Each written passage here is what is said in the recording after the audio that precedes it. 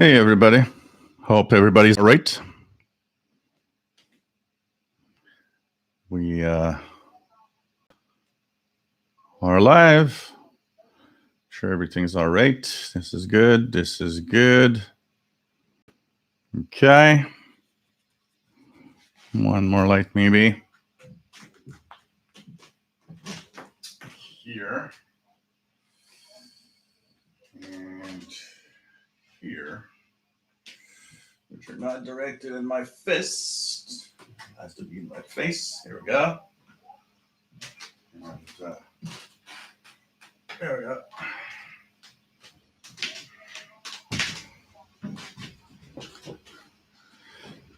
Hey, everyone. Welcome aboard to this radio show where we're going to talk about, guess what?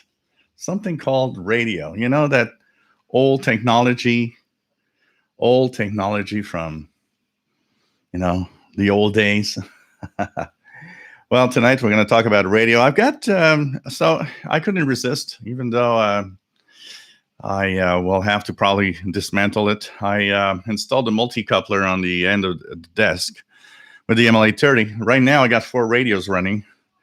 I've got the St. Gian ATS 909 X2. I've got the Chinese Malachite, whatever you want to call it, running. I've got the Texan H501X running. And I've actually even added on this laptop here what is the AirSpy HF Plus Discovery. So I think this is going to be fun on this side to see all of this. I'm going to talk to you about a little something that might interest some people. This little thing here that you see with batteries right now. This is a very interesting battery charger. And we're going to actually talk about it because I think some of you might be interested in that. It is quite cool. And of course, we are going to talk about radio, listen to the radio, and see what's up there. I've got the Chromebook here with the EIBI space list of frequencies. I've got running the Pirate, HF Underground Pirate. So apparently there is a Pirate on 6925. Let's check that out here. 6.925. Am I receiving anything here? Not getting anything right now, but there seems to be something on 6960. Kind of interesting.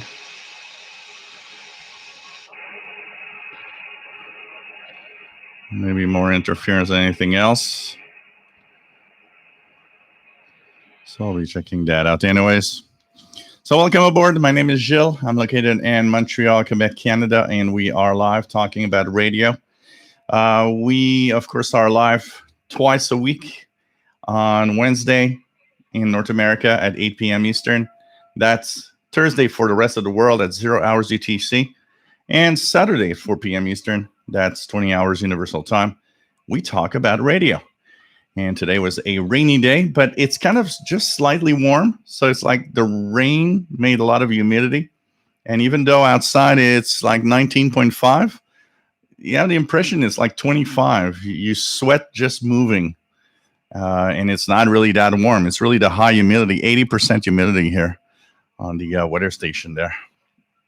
So nice to have you on board. And hope that you will enjoy the show today. So I'm just going to change one frequency here because the Malachite is on the 15770 frequency with Brother Scare. Let's put it on, here we go. I'm going to put it on, I'm going to put that on 7375, Radio Romania 7375. Well, let's try BBC. It's 9575 coming in. 9575. Oops. 5 is not there tonight. So 7375. Radio Romania is actually there. So let's put that 7375 menu.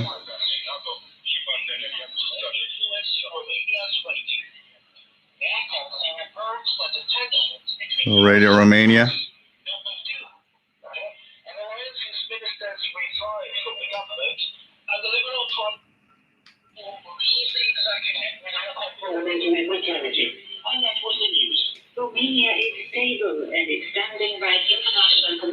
So Radio Romania, pretty good on the Malahite here.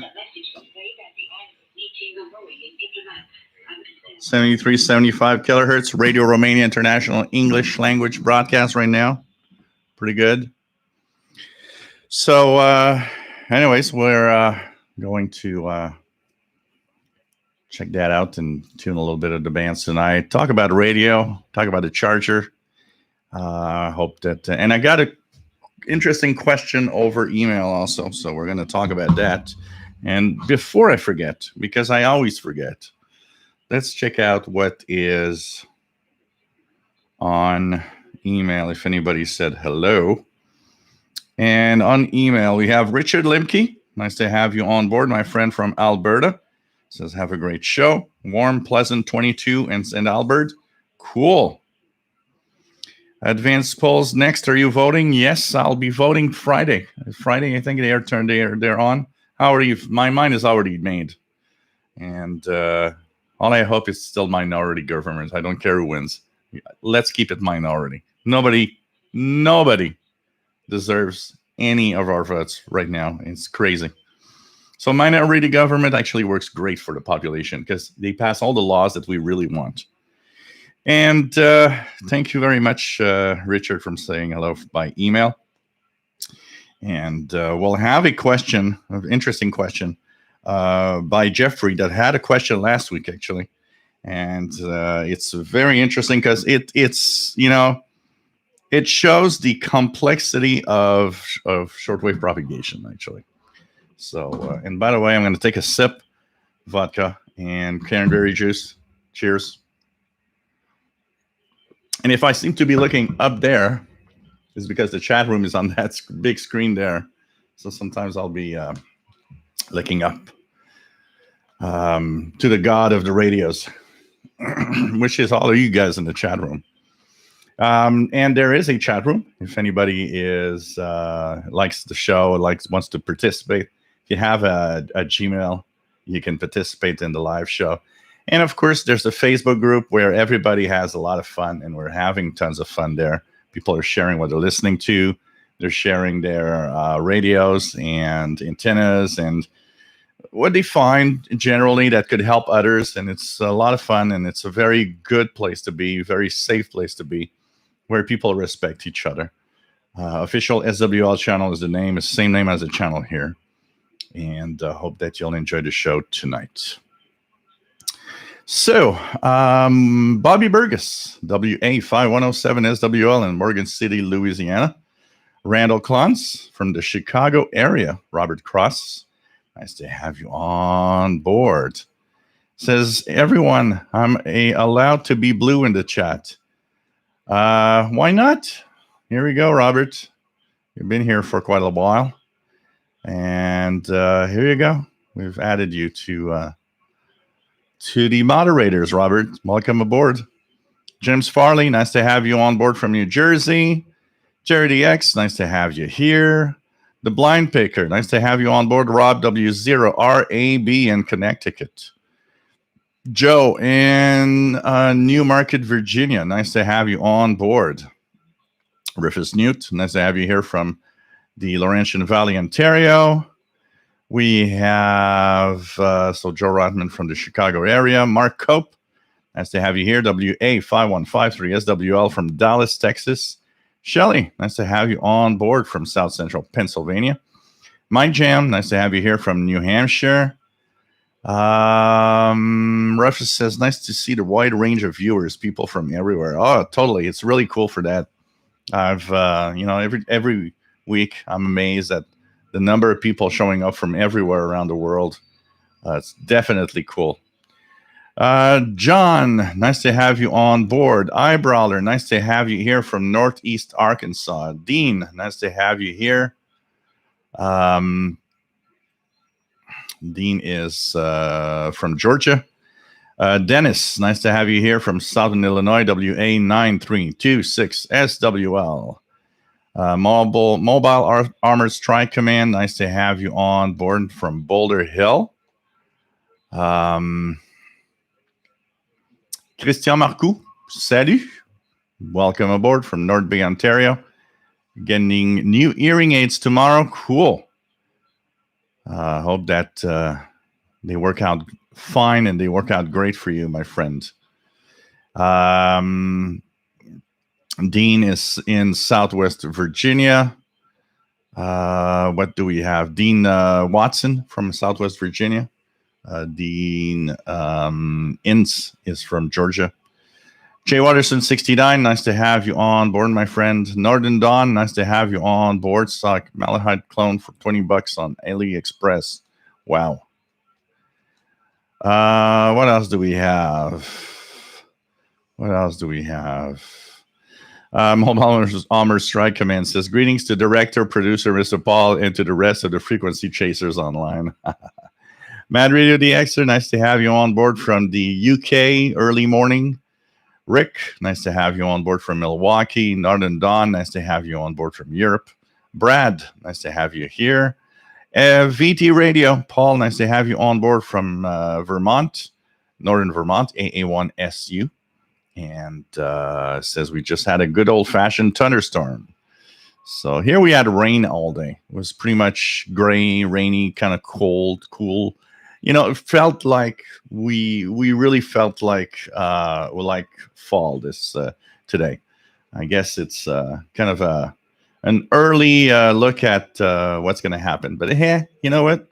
I work at home, so I just look outside the window, see everybody going to work under the rain, and I'm like, I'm gonna keep take my coffee and just take it easy. Tom DXer, nice to have you on board from the Hudson Valley, New York, WPE2QED.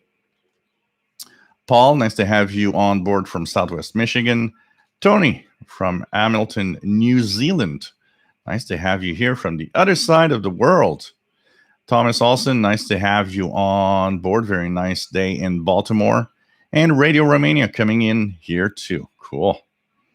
David, KJ4CMY, nice to have you here. Hey, better late than ever. It's not very late, actually. A few minutes. It's just a few minutes. So, you know. Northern Dawn says, hope to be operating a charity AM station in October. Oh, cool. That is a great idea, actually. Grenouille from Deux Montagnes. Nice to have you on board from just outside of Montreal. Nice to have you here, my friend. Kevin, nice to have you on board from New Jersey. 80 meters is loaded with signals and some lightning crashes through. So pretty cool to have everybody here. Carlos, nice to have you here. Carlos Danger. Eric from Southeast Michigan. KE8OIS. Tristan, nice to have you here from Newfoundland, Canada. Enjoyed your listen party on Saturday night. Looking forward to the next one. Oh, yeah, there's going to be more of those. I can tell you that. There's definitely going to be more of those. I'm going to show you a little something that I've been actually looking at for the past few days. And right now, it's actually charging batteries. It's a battery charger that maybe you guys could see here. I know how long the wire is. Here we go. So right now, you can see there's displays here. And these are 18650 batteries recharging right now. And here you have the state of the battery, the voltage, the percentage of charge. So 90 from 100% on the left here, this one is charged, to 94, 91, and 99% there. They charge independently, so you don't have to put them by pair, which is always annoying, all these chargers that you have to put two batteries in them. But what's cool with this charger is that it charges almost any kind of battery, except the C and D batteries. But if you have AA, so this is really for the guy that has radios that has 18650s, for example, and that would also use AA batteries. Well, this charger will charge AAA, AA, 18650, and many lithium ion batteries that have the same shape that fit in here. They have a list of, I don't know how many batteries that they actually charge. As long as it fits in the charger detects what type of battery you just put in and just starts the charging. It really, really is nice. The brand is very weird. It's VWIPOW, VIWIPOW. I got this on eBay, and it comes with a power adapter. And added bonus, you need battery power for a radio or your phone or something. If you put an 18650 battery or lithium ion battery in the radio in the case, there's actually a USB port on the side. It becomes a power bank actually with the battery that's in here. Now, not all of them, just one, but still, sometimes can make a difference. And the indications here on the display are amazing. So you get all the information, and it tells you if a cell is about to fail. It tells you all sorts of information. Really, really is. I'm enjoying this. So Canadian dollars, it cost me about $38. So I would guess it's around $29.99 or something like that in the US. Got it on Amazon. I'm actually very happy to have purchased this. So it charges AA, AAA, lithium-ion batteries, cylinder style, many kinds. And so if you are the one dabbling with different types of batteries all the time, this does it all. And the cool thing that also helped me choose it is very simple. How many times you have a radio, like for example, my Texan PL380 or my GP5 SSB, they use 3 AA's. So that's always a problem because, if you use only 3 out of into packs come, in 2 or 4, you always have one that isn't used. So what happens is one isn't used. Then the other problem that comes with that is, well, okay, the one that's charged, I'm not going to charge it, but there's one discharge that is alone, and chargers don't charge one battery. So this actually does it. So if you have only 3 batteries to charge, it's going to charge 3 batteries. So I really like it. Really like it. So VWIPOW, VIWIPOW. Kind of nice. Kind of nice. Comes with a power supply and can charge up to 2 amps. So it gives you an idea of how powerful the charging could be. Up to 2 amps can be actually driven through the charger to charge the batteries that are on the charger. So right now, I've got 2 batteries at 100%. That took an hour and 59 minutes, and 2 hours and 7 minutes on the other side. So about 2 hours to charge. The batteries were roughly at about 55% when I put them in. And 2 hours, they're full. So kind of cool. Really cool charger. What else do we have? Donald Hosmer, nice to have you here from Northern Michigan, W8SWL. Brad says the AM broadcast DXing the other night caught KTNN 660 and Navajo Nation. Cool. David says, let's give Gilles a thumbs up. And what else do we have? Jerry says, I have the same charger, but mine is made by Nightcore. Yeah, it's like those radios. They probably have like 20 different names on them, but they're exactly the same charger with different brand names. Vicky Pelletier. Alors, c'est ça, c'est VWIPOW, VIWIPOW sur Amazon. 38 $, je crois que j'ai payé. Nice to have you here, Vicky. Dean Hint says, I have a charger similar to that, and it's been a godsend with all my battery-using devices. Absolutely. Absolutely. Because, especially with all the different types of batteries we now start to use and the lithium-ion ones for all the radios. I rather charge the batteries externally. Like the H501X charges the battery okay, but you know what? I noticed that the external charger charged them better, and so I've started pretty much started using a external charger for even the radios that charge internally.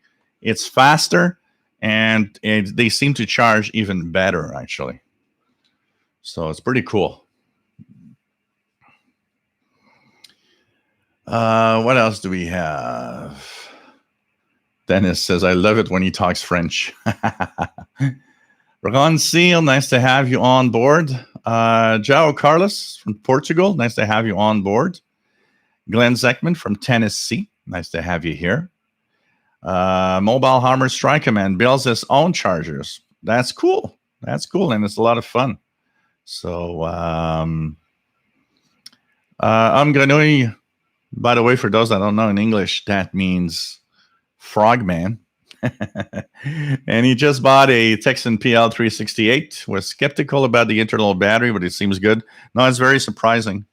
The internal battery of the PL368, even though small, is very, very good. I actually have another charger. For example, I'm going to actually change it now. For these types of batteries, I bought spare BL5C batteries. This came from Amazon, the TAEOZ, if you could see the brand name here, with a charger. So this comes with 2 batteries plus the charger. So because now I'm starting to have a lot more radios that use these batteries, I thought, why not have extra batteries? So for example, I used one here. So this one needs to be charged. So you just, put it in the charger, and you plug in the charger, and when the light is blue, it's charged. It's like this one is full charged. So also, this is useful. I mean, I think we're in a new direction of what radios and our devices will use in the future. And a lot, if not really more and more devices will stop using AA and AAA. It's sad in a way because AA batteries are so easy to find that I find it sad that they don't, that we don't have those in certain radios. Like, the Texan PL or H501, for example, could have easily run on, 4 AA batteries. They would fit in here, but they decided to use 18650s. There's a reason for it. I mean, the power in lithium-ion batteries versus the size is much more interesting than AA batteries or AAA batteries, but it's more difficult to find them. I always say, when people say, well, stop ranting, these are easy to find. Yeah, they're easy to find if you live in a city. Go camping and tell me where you found your 18650 batteries at the general store or whatever that you could find in that area. You're going to see now it's not easy to find them. It's the only negative side to it. But if you prepare yourself, it's okay. You could use a power bank and bring a power bank to charge that you use to charge your cell phone and stuff like that, and use the power bank with your radio. It's going to work. And if you prepare well, it's okay.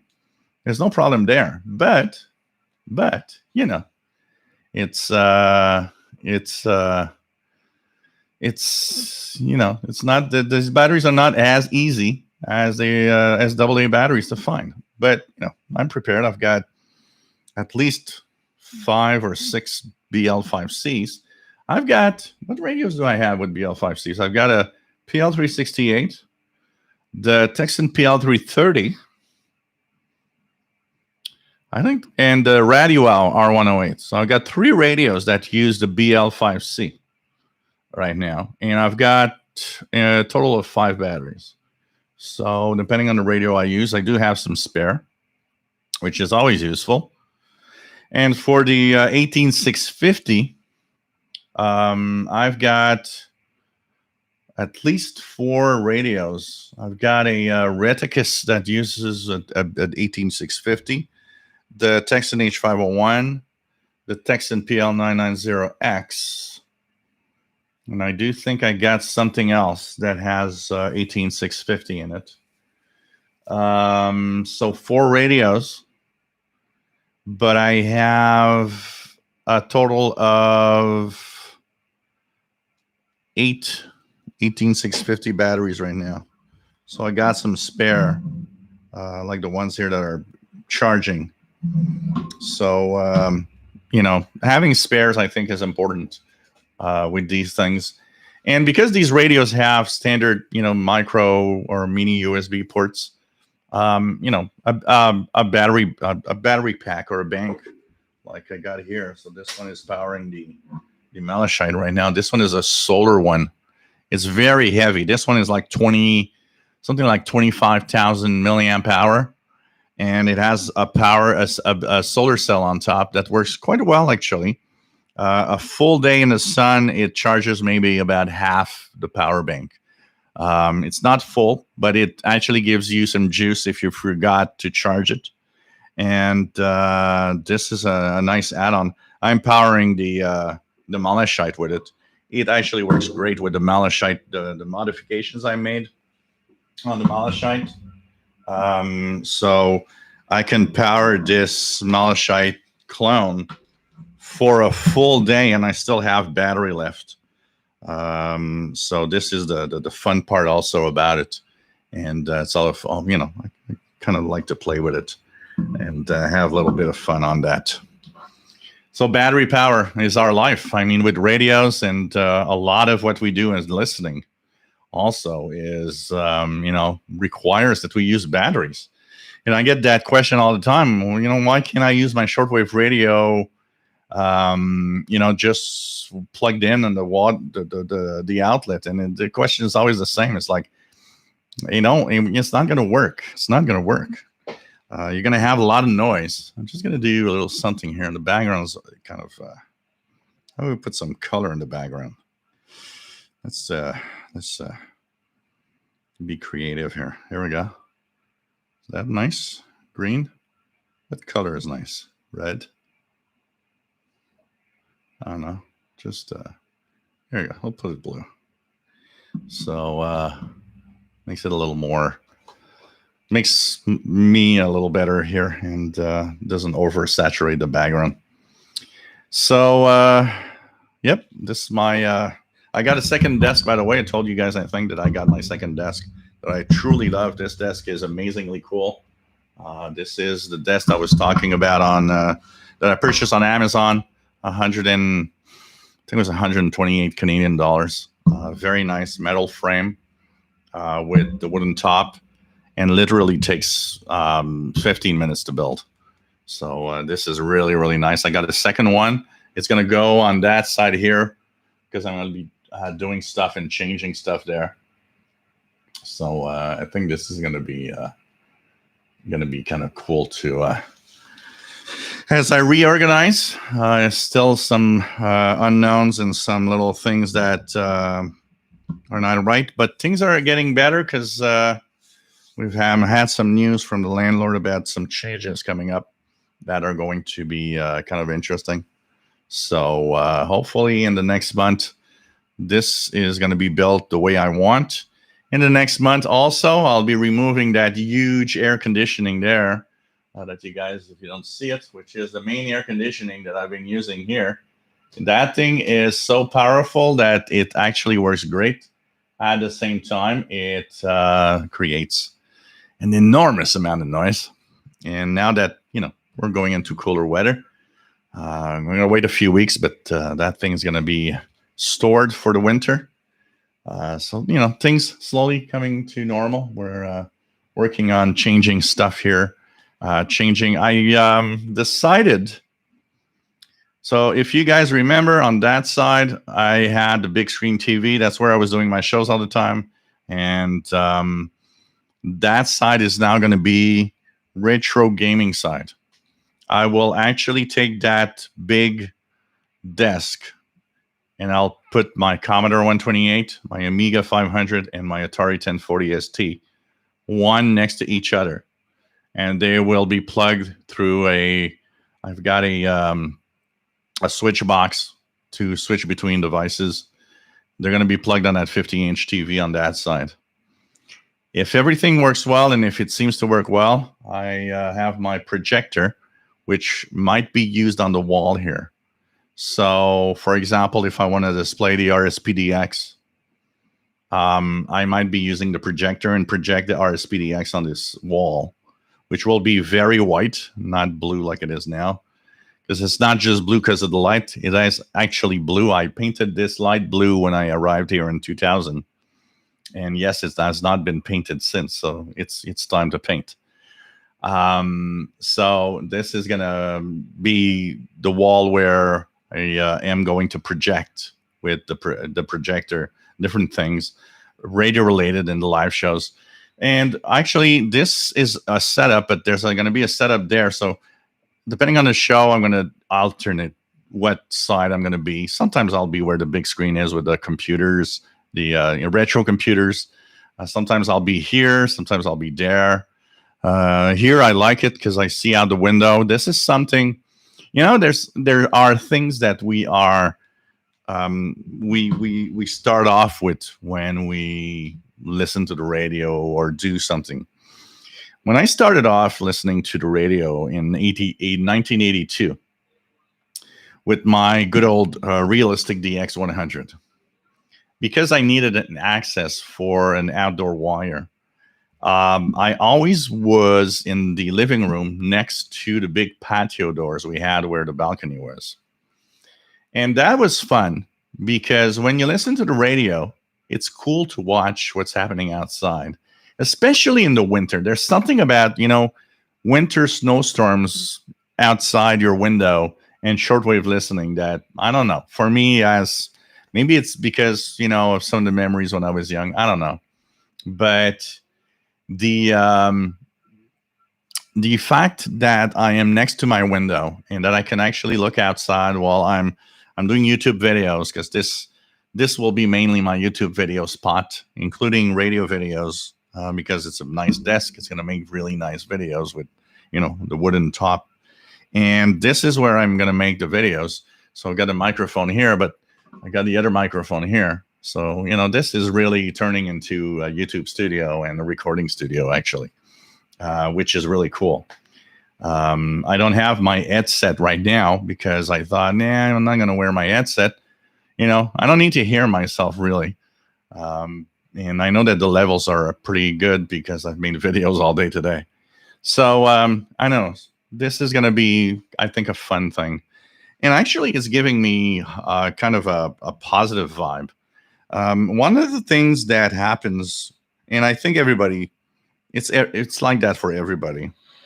When you work at home, so, some of you might now know what it is to work from home, thanks to COVID. And, you like it or you don't. Some people do, some people don't. But I guess after more than a year, when you actually work from home, you might have noticed, it's cool to work from home, but after a certain time, it can get tiresome because it's always the same thing.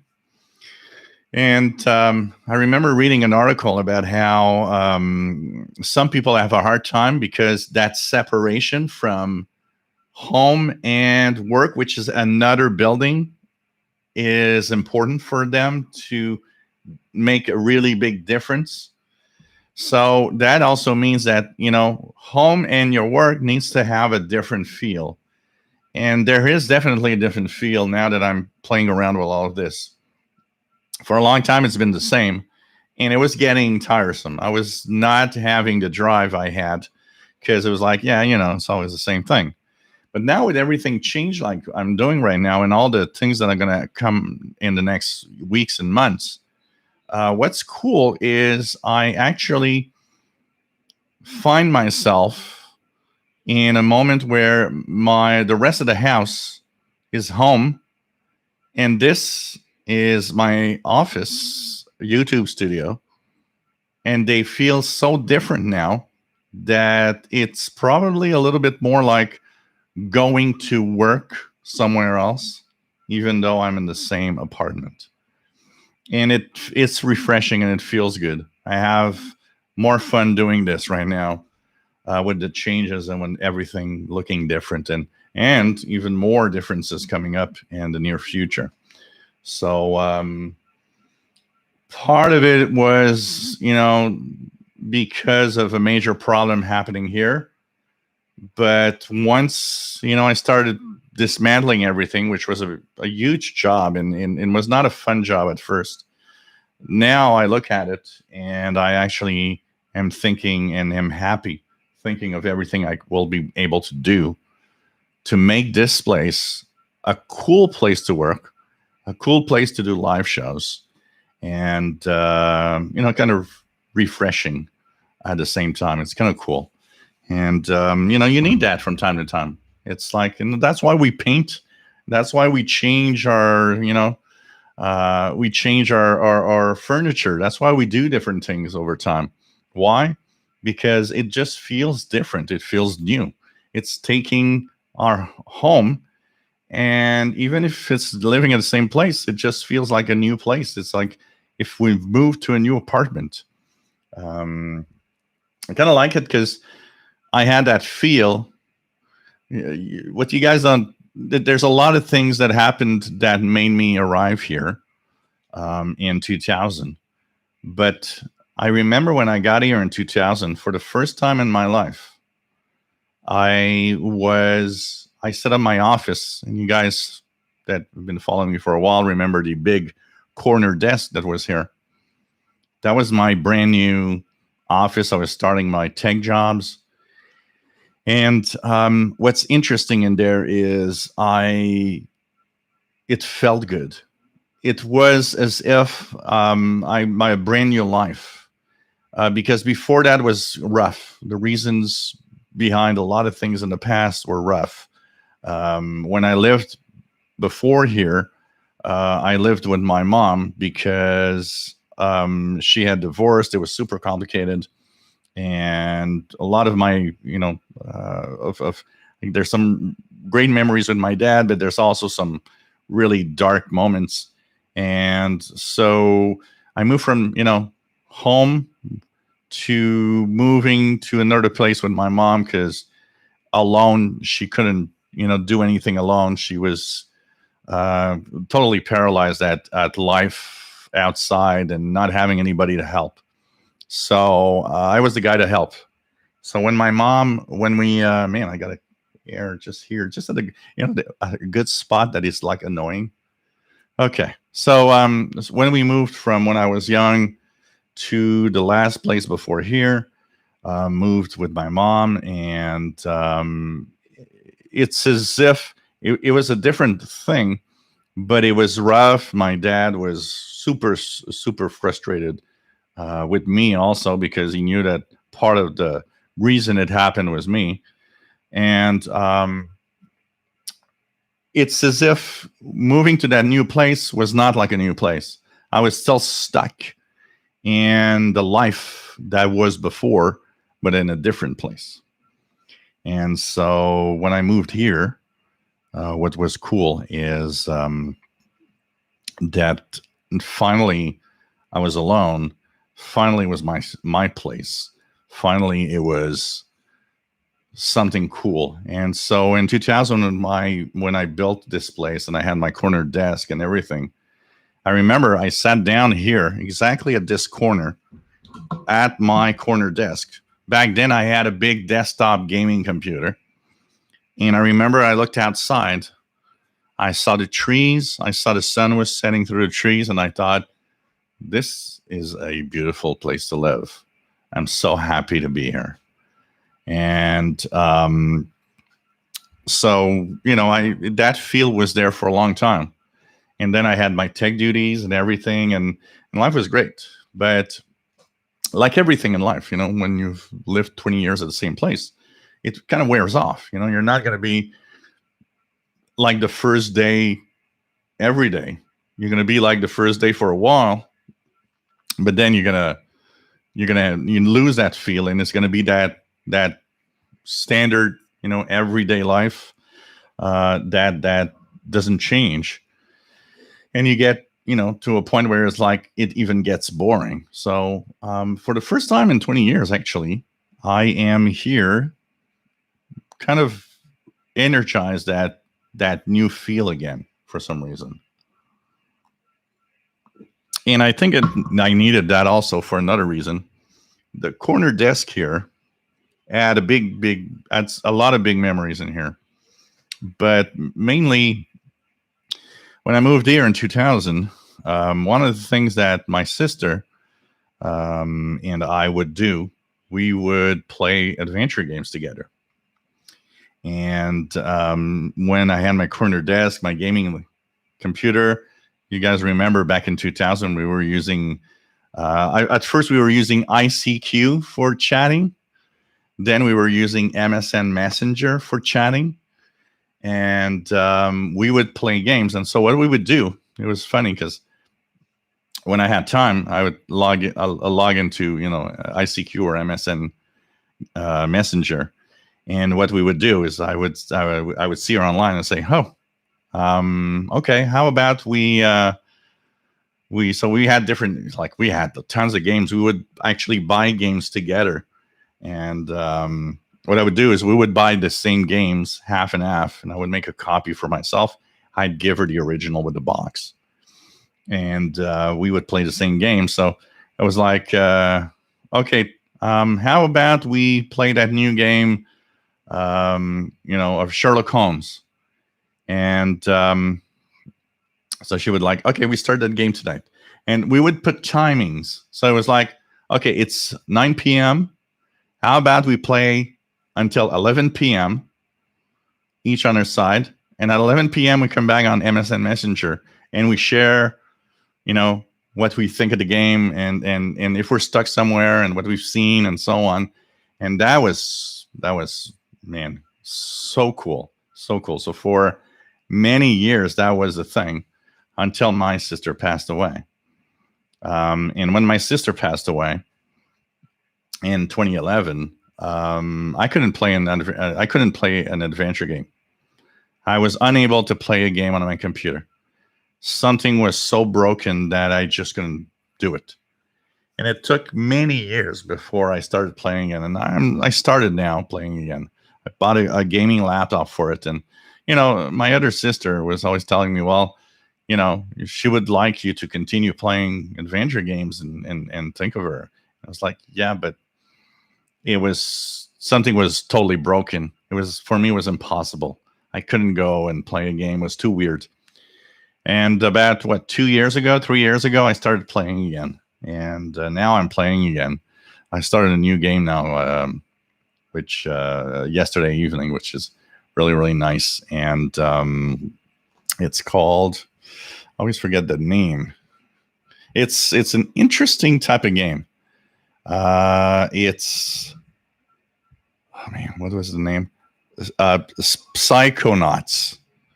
So it's very, very interesting. So anyways, for the first time now, I'm feeling that new feel again. And that corner desk, I think, was part of the reason everything was kept, that I had a hard time when continuing.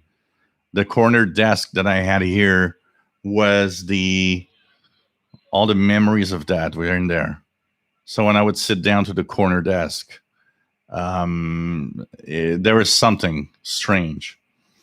And when I actually, you guys gonna laugh, when I took down the corner desk, I actually had a few tears, because dismantling the corner desk was like dismantling part of my past life and the memories that go with it. And it was a hard thing. I was not expecting to do that, because I thought I would keep the desk. And then the more I thought about how reorganizing here was better off with, no, you got to get rid of the desk. It's too big, and you don't have a desktop computer anymore. You don't buy desktops. It actually felt weird, and it was a hard thing to do, to take it apart and actually throw it out. And but now I'm happy, because I think it made me pass through some part of my life that was still kind of stuck in the past. and I kind of find it cool. So, anyways, sorry for the digressing of and boring stories, but I think it's for a good cause now, and we're gonna have a good follow up future here. Cheers, everyone. Okay, Joannis says, "Where's the cat?" He was actually outside, and when I started the live show, he was eating in the kitchen, which means he probably went to bed. Poor cat has a little cold. He's been sneezing a lot in the last 24 hours, and he's been cuddling me a lot. I mean, last night, every occasion he had, he would cuddle me like real crazy. Like, okay, I think Kitty doesn't feel good. So he went to eat, and hope that he's going to be better. Keegan, nice to have you on board from Arkansas, Northwest Arkansas. 84 Fahrenheit. Wow. What else do we have?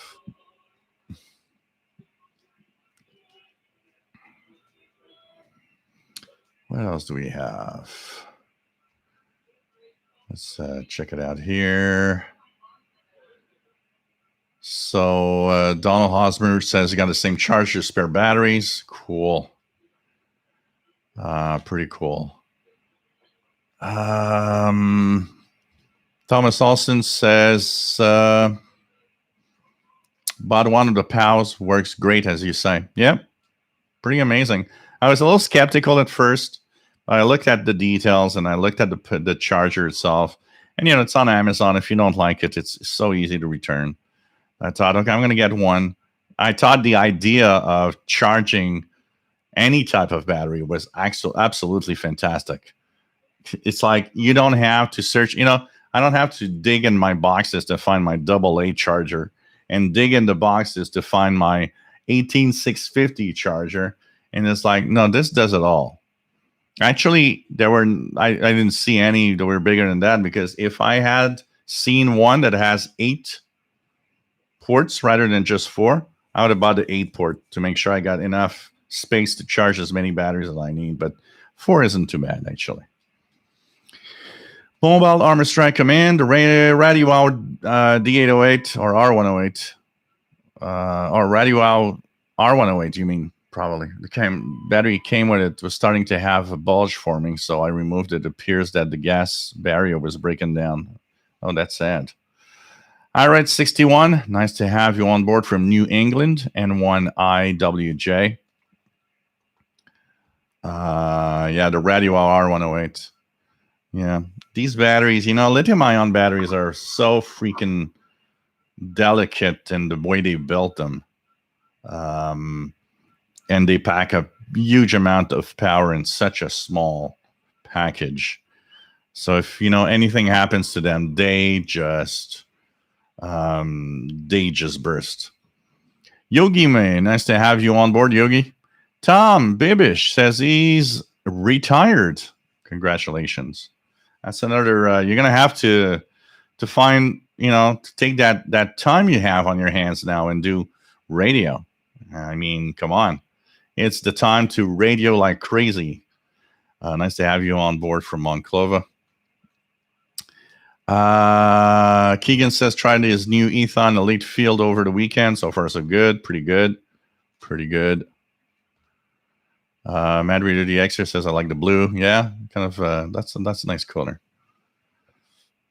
Tom says been away for a while. Did you move into a new house? Nope, same place, but I am totally reorganizing the office for 2 reasons. One that I have no control over, and the other one that, let's go for it. What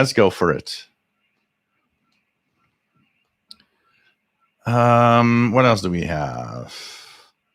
Keegan says, I noticed that the Bluetooth mode on the Elite Field, I had to turn up my iPhone volume for more output.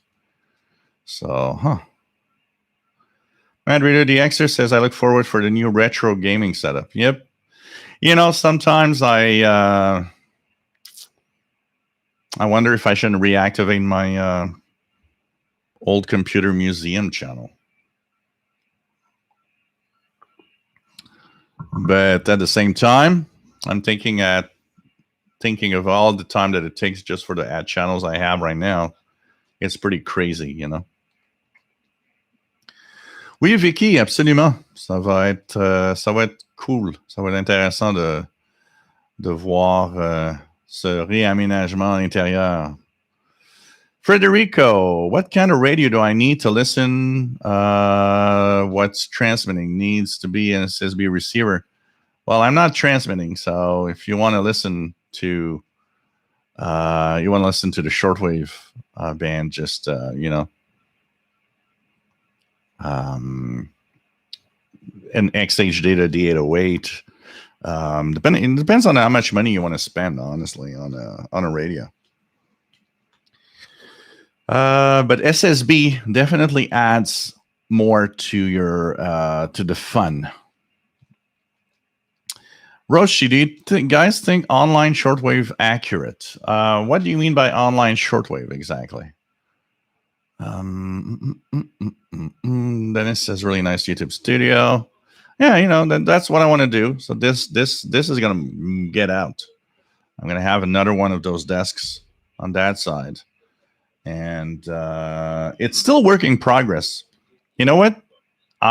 People have sometimes a kind of a vision of what they want to see in a room. I didn't. Honestly, I had zero idea what to do here. Zero idea. I'm not a decorator or anything. So it's like, this is what will I do with this? What should I do with this? Actually, the first thing that happened when I removed the corner desk and changed stuff around is realizing how big this room is. This room is huge, actually. And you start looking at, well, if I put stuff like that, I have so much more space in here. So, and one of the things that actually I noticed really, really quickly was, what? Don't do what you did before. Don't start, getting tons and tons and tons of stuff around that clog the place. It's not cool. And when something happens and you need to actually remove everything, it's complicated. Keep it simple. And this is the new motto of this office. Keep it simple.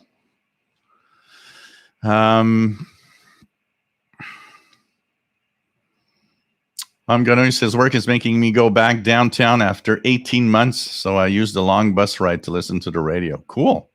That's cool. Hey, Matt, MDK2, nice to have you on board, my friend. Keegan says, use the Elliott field and Ethan Grunig field BT together to monitor FMDX on 2 frequencies at once. That's cool. That's what we call the X. It's like me listening to 4 radios at the same time. People are like, you're listening to 4 radios at the same time. Yeah. On 4 different frequencies. Depends on my mood. Sometimes they're all 4 on the same frequency. Sometimes they're 4 different frequencies. Just for the fun of it. James Farley, have you ever used 2 radio with separate antennas to hear weird phase changes? I've used radios with different antennas often, but the antennas I use, I've never really noticed much difference between them. The difference was mostly on the radio side more than the antenna side. Mike WDX50, nice to have you on board from Northwest Arkansas.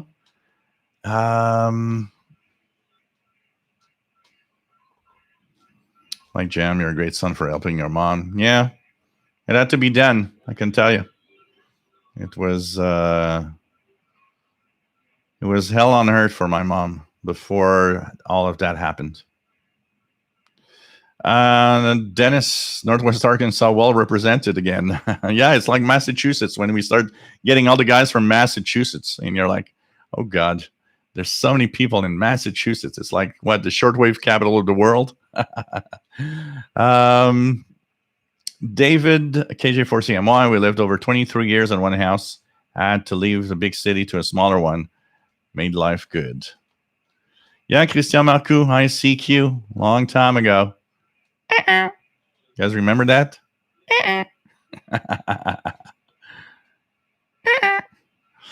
Mike W.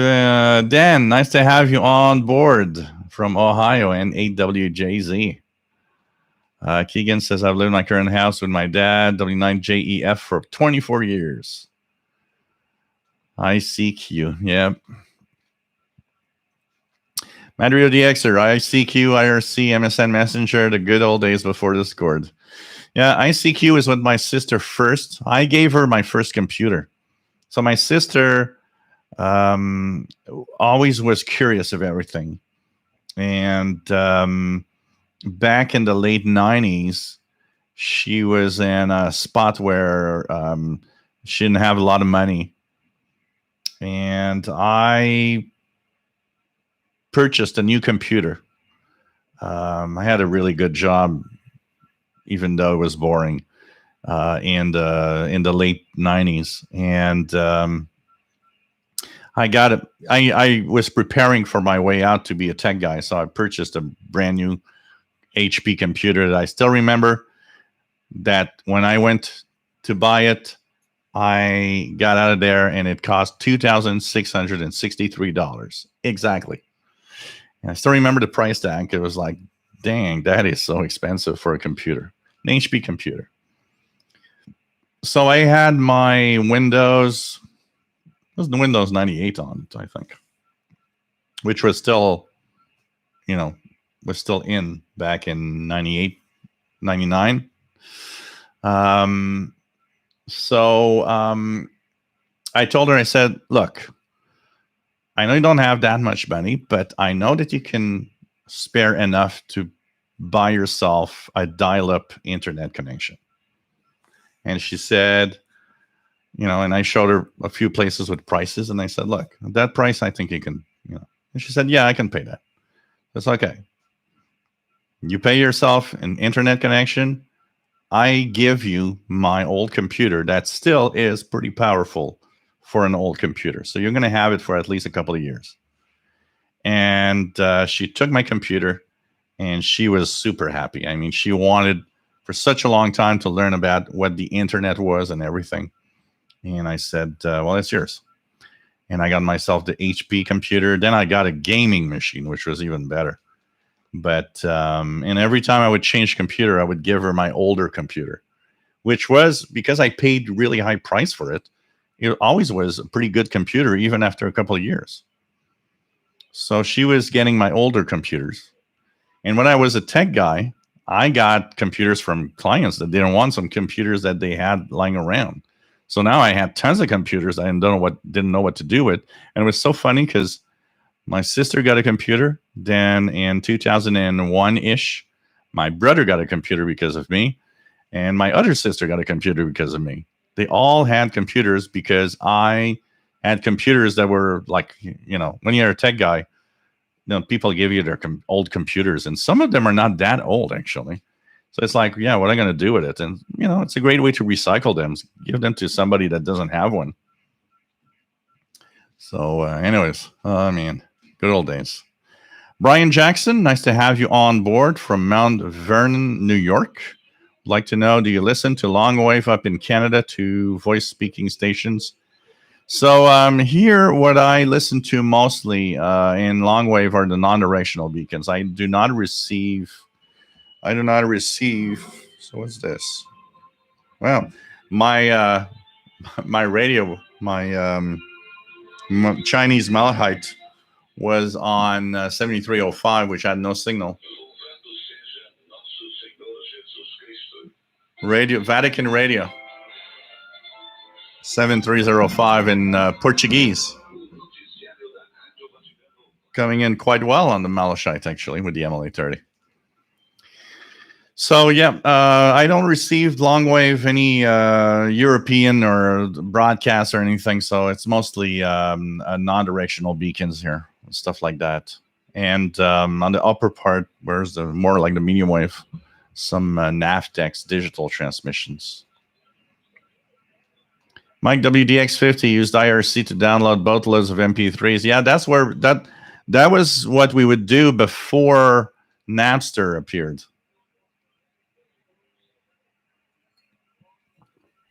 I actually liked ICQ. I personally found ICQ to be a lot of fun. I don't know why we moved on to MSN Messenger. I guess it was, I don't know. I guess something happened and we moved on, but ICQ is great. Whaley, okay. Hello there. Where are you located? How is the Texan PL360? It's a great little radio. It's a great little radio. You might want to think about the PL368, which is not that much more expensive and adds the single sideband and more precise tuning.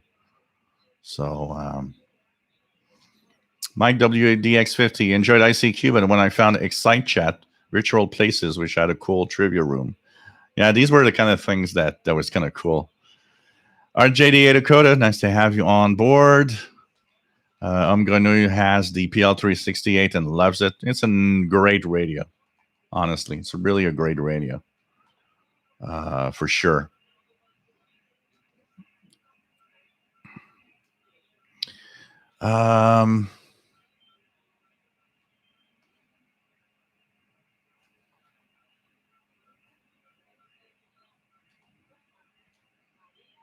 What else do we have?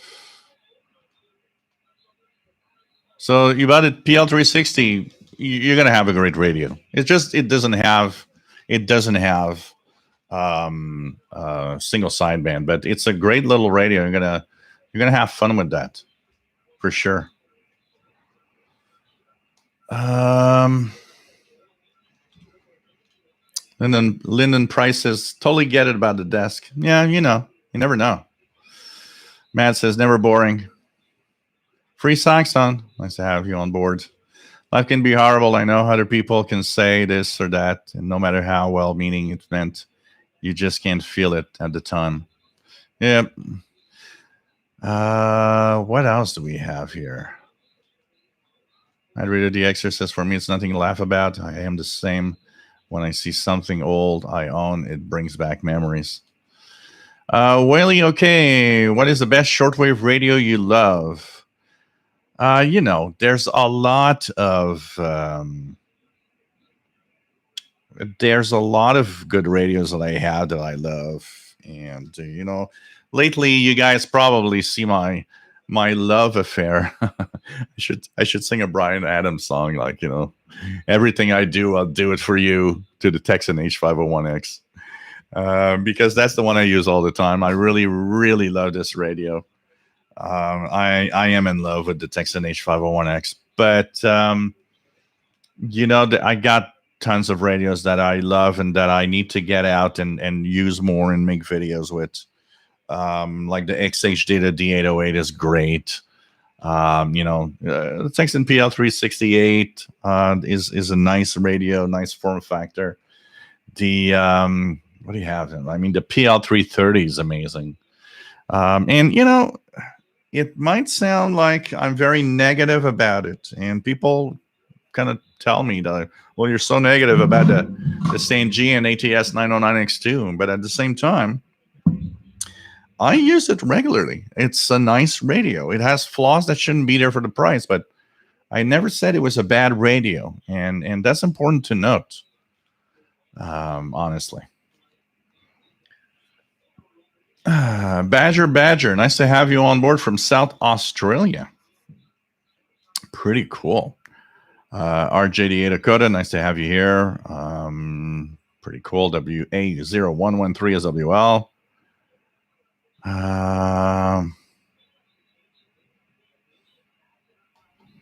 What else do we have? Badger getting back into shortwave hobby and looking at replacing his old St. G and ATS 606. I believe that radio doesn't have single sideband, right? Maybe something with single sideband could be a great thing. Take care, Free Saxon. Have a good night. Jetcrafter, nice to have you on board from Southern Maine. Missed a couple of live shows, but I went back and watched them. Cool. Mike WX50, keep it simple. Words to live by. Yep. Scott Reed, nice to have you on board from Virginia, formerly from Texas. So N5XTC. So you moved from Texas to Virginia now. Yep. Cool. Undecided hobbies. How can you be undecided about shortwave radio? Nice to have you here from Ontario, Canada. Dennis, the GP7 is to arrive very soon. So for those that want to have news about the GP7 SSB, which is the Texan PL368 version from Countycom, it is on its way to Countycom. Nick from Countycom told me that they're in the boat over the ocean going to Countycom, so they should be there any day now. And I'm going to get one as soon as they have one. They're going to send me one, which I will review and talk about. Of course, always saying that I got it for free, so it's very important that you guys know that, my review is on a radio that I got for free. But knowing the PL368 already, I think it's a winner radio. There are a few things that are going to be changing. There are changed actually for the Countycom version, but this is to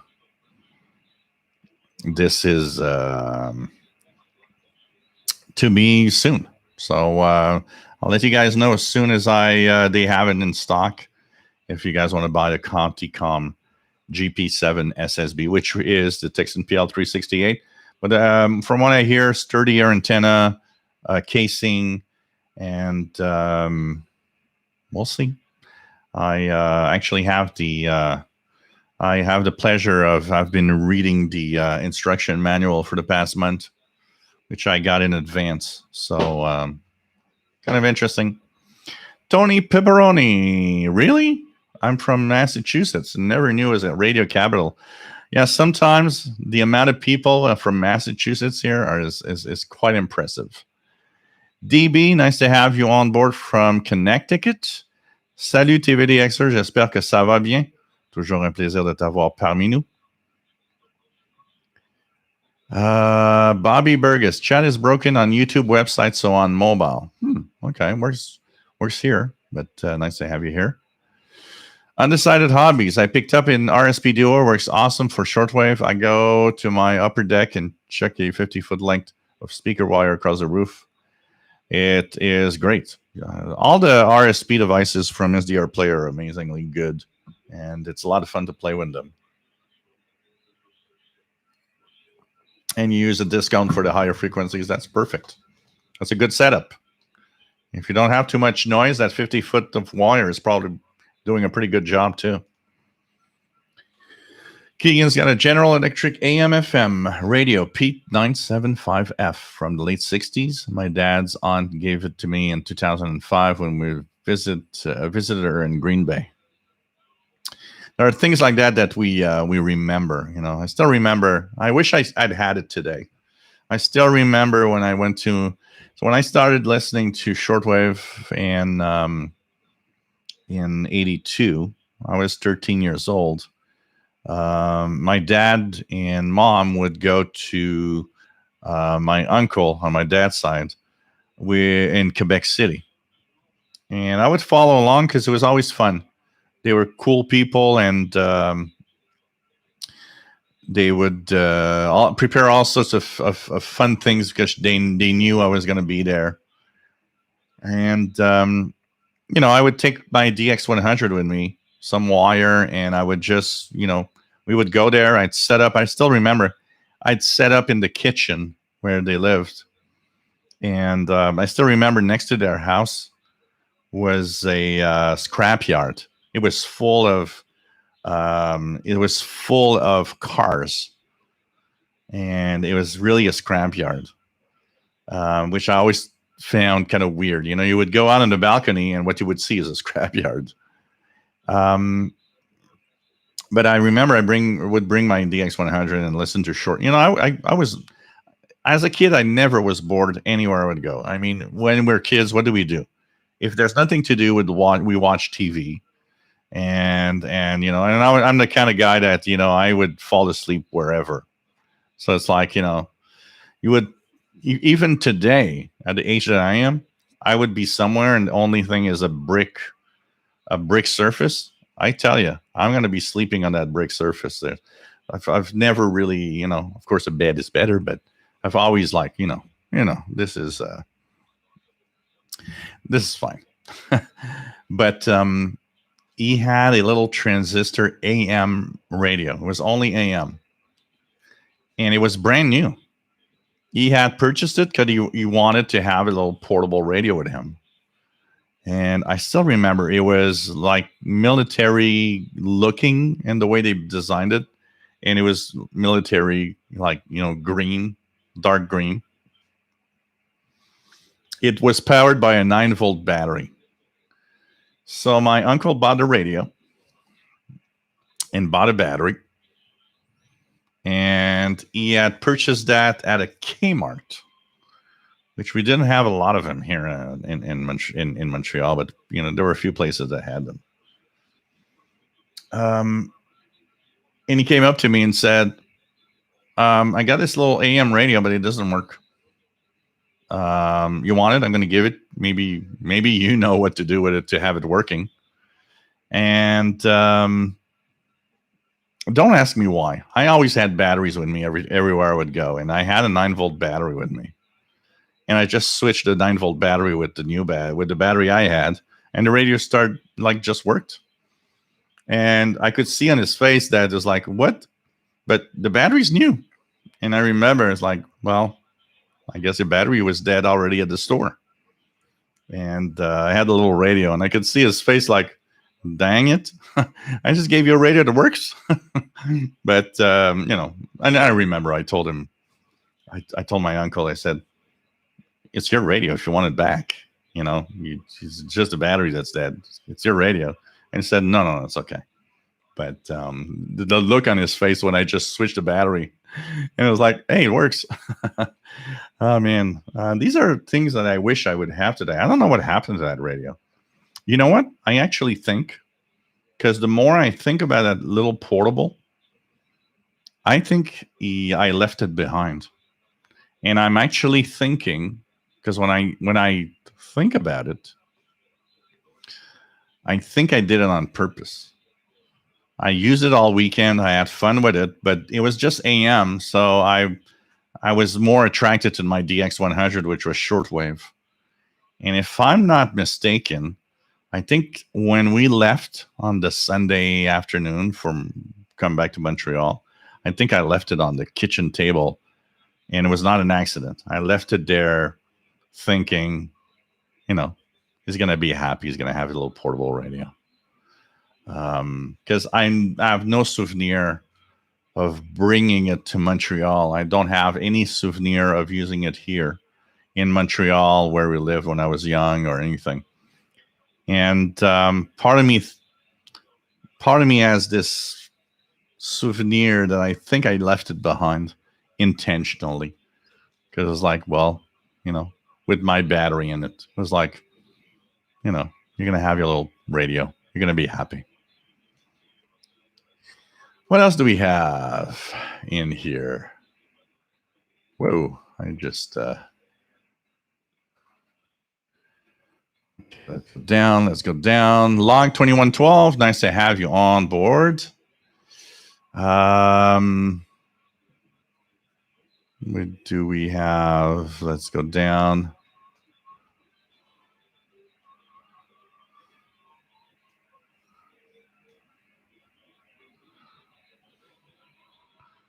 That's interesting that your chat's not working. Kind of weird. Bobby.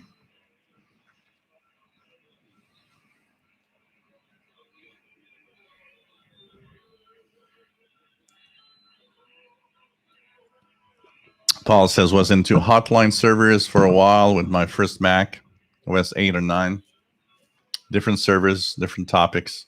Played chess, VR, live chats, file sharings. There's something about, I am going through, I'm a geek. I'm going through, YouTube has all the episodes of the Computer Chronicles from way back in 1982-ish when it started, all the way to 2005 or something like that when it stopped. I am watching that religiously every single episode. And it's amazing, what the memories it brings back of different things. But there was something that was more magical about, computers are fun. I got a gaming machine, which is cool and all. I got a Chromebook. It's like, I should be like all excited about PCs. And like, I look at these things and I'm like, well, they're computers. But I don't have the fun that I had when I had a Commodore or an Amiga, or even my first DOS computers. There's something about it that today is so mainstream that it ain't fun anymore. And I'm trying to think, is it because it was brand new? Because I was learning new stuff? Or what? Today is like, well, yeah, I use those to make videos and play games. That's it. I don't know. It's kind of lost its excitement for some reason. I was happy to have the gaming machine, but yeah, you play games on it. Not that one, but this one here, play games on it. It's a darn powerful machine, but you play games on it, do YouTube videos, and, do everyday life. It's as if there's nothing exciting about it anymore. Not like in the good old days of computers and BBSs and even dial-up. There's something exciting about, that modem and the sounds of connecting to the phone line on another computer. It was like, today you got, I got the modem in my face here with the little light blinking because I'm streaming, and I'm like, yeah, so what? Nothing exciting. It's connected. It's connected and it's got 120 megabits per second down. Goodbye the old 1200 baud modem. But there's something missing. I don't know what. And sometimes I'm thinking maybe because it was new. Somebody that doesn't have a computer today, never did, and gets his first computer, probably is as excited as we were when we got our first computers and learned all of it. It's maybe it's because it's become mainstream and so regular in our lives today that it's not as fun. Badger. Yeah, MSN was bundled with Windows for a while, absolutely. So people didn't go to ICQ, but it's still a mystery for me for a simple reason. Badger is that me and my sister were on ICQ, so we weren't. Even if MSN was bundled, we weren't. We were on ICQ. We would have reinstalled ICQ. I don't know what made us change from ICQ to MSN Messenger for some reason. My WDX50 Chrome, he's on Chrome and chat works fine. What else do we have? Yeah, well, that one with Internet Explorer is what got Microsoft into trouble with their antitrust. Hey, Skip, nice to have you here. And to EI, always nice to have you on board.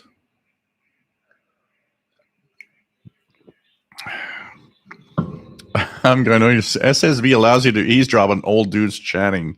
Well, there's more than that. There's utility signals and digital mode decoding, and not just old dude talking about prostates. SoCal, nice to have you on board from California. AJ6II, nice to have you here, Phil. Like 2112, giving the R75 a run tonight. I'm going to tell you guys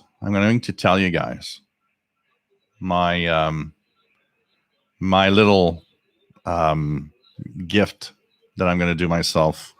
So for those that don't know it yet, I have registered for the Radio Amateurs of Canada amateur radio course starting September 23rd. I just got confirmation today that my study guide is arriving by mail in the next few days. So by the end of the year, I will be a ham radio operator. So I'm not going to buy new radios for the next couple of months. And I'm going to be very cheap on what I purchase on Amazon, kind of slow down for a very simple reason. When I get my ham license, I want to buy myself an ICOM IC 7300. It's $1,400.99 on Radio World in Toronto. So that's going to be my amateur radio license gift that I'm making to myself. The ICOM IC 7300. I've heard so much good things about it, and it's a cool looking radio. That's what I'm going to have coming probably as a Christmas gift to celebrate my license. Trust, hey, William Helms in Florida. Nice to have you on board.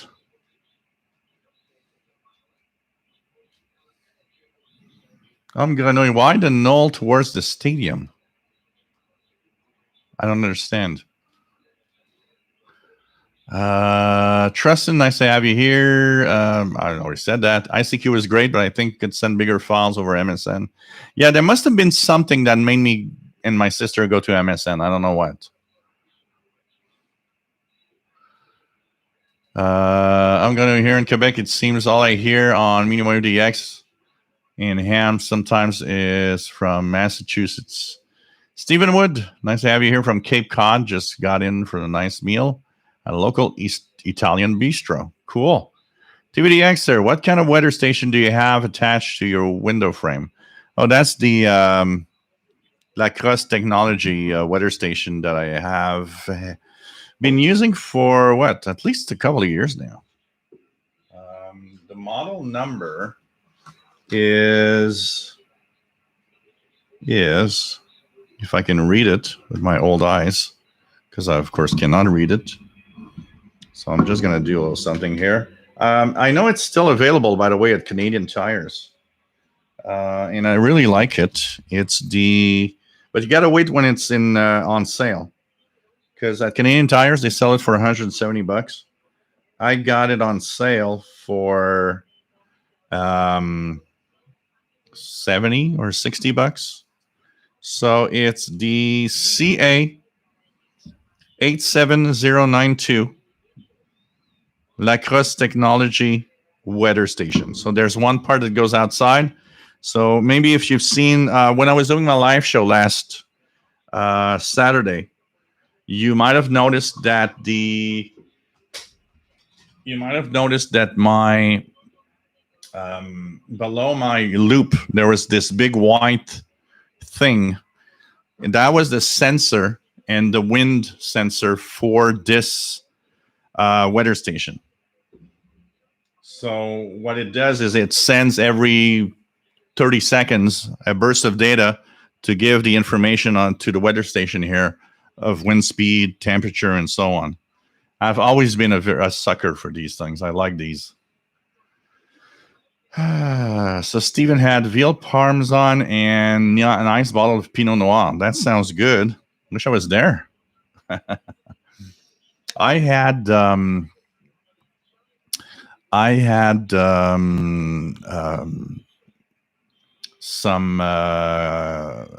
corn on the cob and some fried calamari today as my supper before I started the show, which was also very good. Bodhi, nice to have you on board. I just got my PL600 and was wondering if I should attach my outdoor antenna to the whip of the antenna.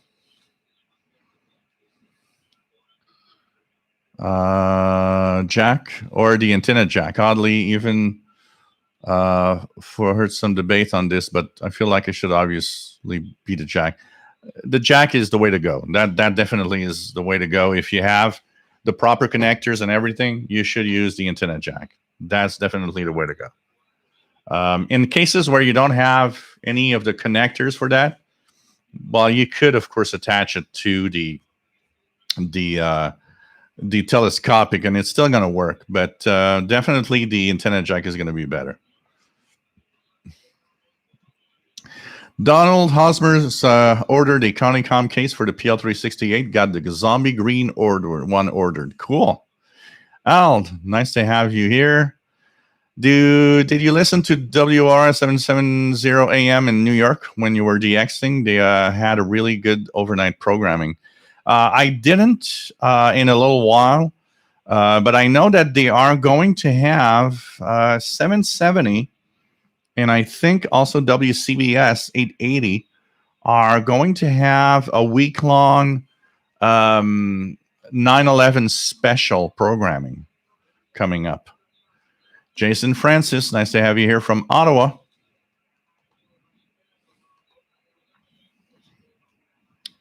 Doug Smith, nice to have you on board from Virginia. Nice setup and stream. Thank you very much.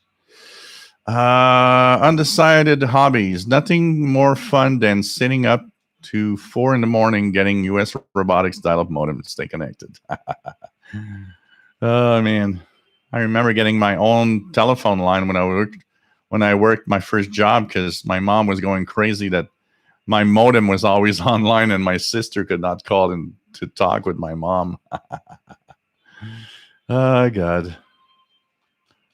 David, KJ4CMY says, remembers the first space flight from the 60s was new and exciting. Nowadays, space travel is routine.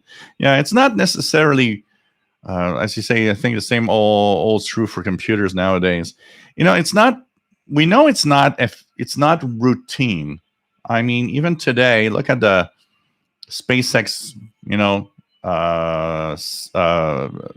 rockets that exploded or had problems.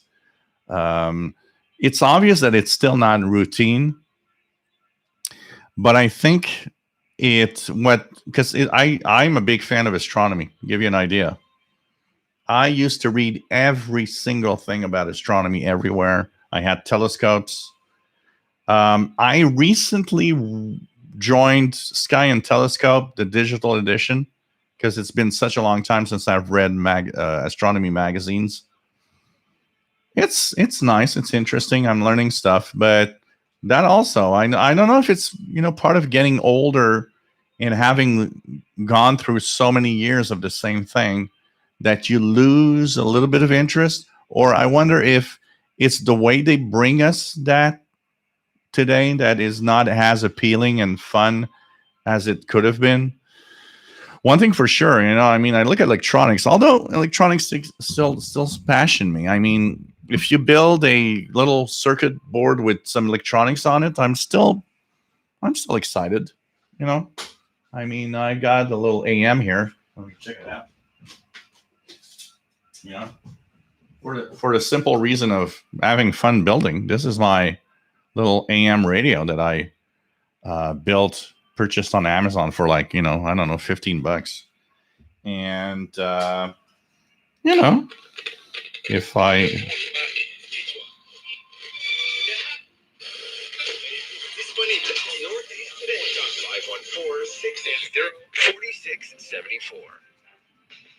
Does the thought of a vasectomy scare you more than having another baby?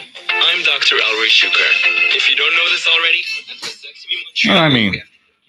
it works great, and it's fun, and I had fun building this and listening to it and using it. So I guess I still have fun with this, but I don't know. Maybe it's the way, it's like the kids today. One of the biggest problems with electronic kits and kits in general, even the physics and chemistry, when we were young, they would give us everything to make a bomb in there.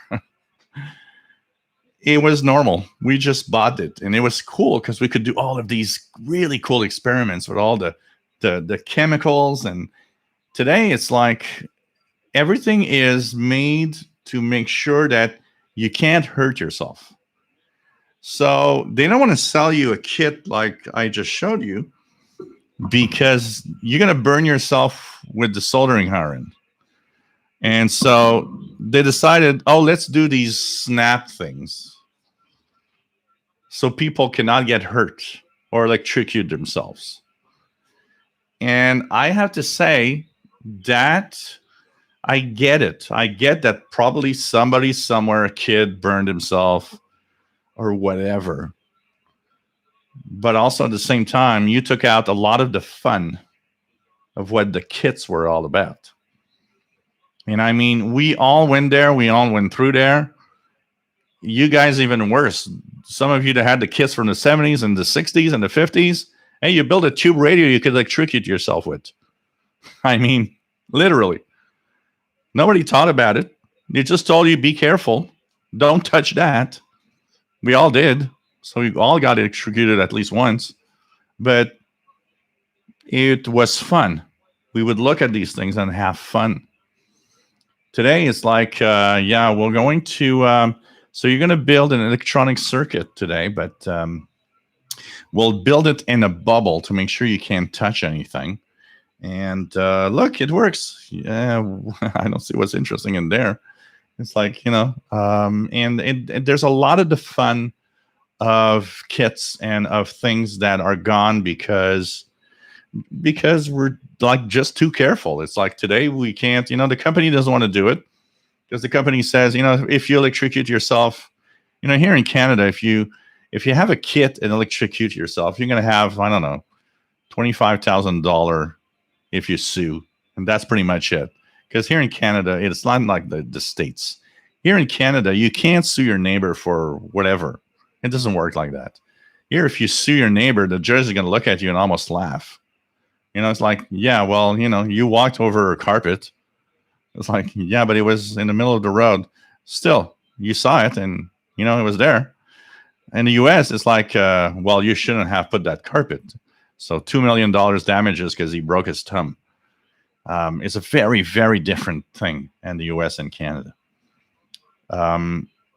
But still, the companies, they sell you stuff. They know if you get electrocuted, especially in the U.S., it's like, well, I'm gonna sue you for $1 million. My kid got electrocuted and he's got burns on his arm because of your kit, and nobody wants that. Nobody wants to be liable, and so kits has become so boring, you know.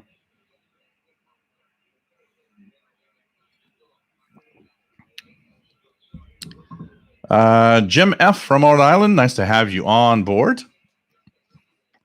Joe Michaels, Raspberry Pis are good for projects. Maybe I should go into that. I've never dabbled into the pies and stuff like that. Maybe that would bring back the fun. William Helms, not related to Shortwave, try asking for a Redicus TR606 to review. Mine I bought last Christmas from Tom Styles Review. I believe you'll love fooling with one too. I have one. Isn't that the elderly the TR606? Isn't that the elder radio that I have here? Or it's a different model I've got? I can't find it. It's in a box somewhere. Let me check it out. TR606. Let me check it out here. Google. Okay. Reticus TR606.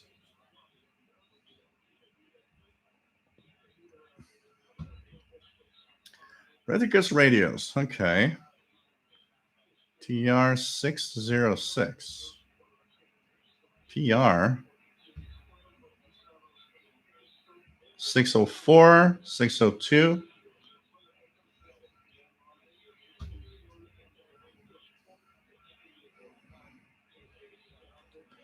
$606.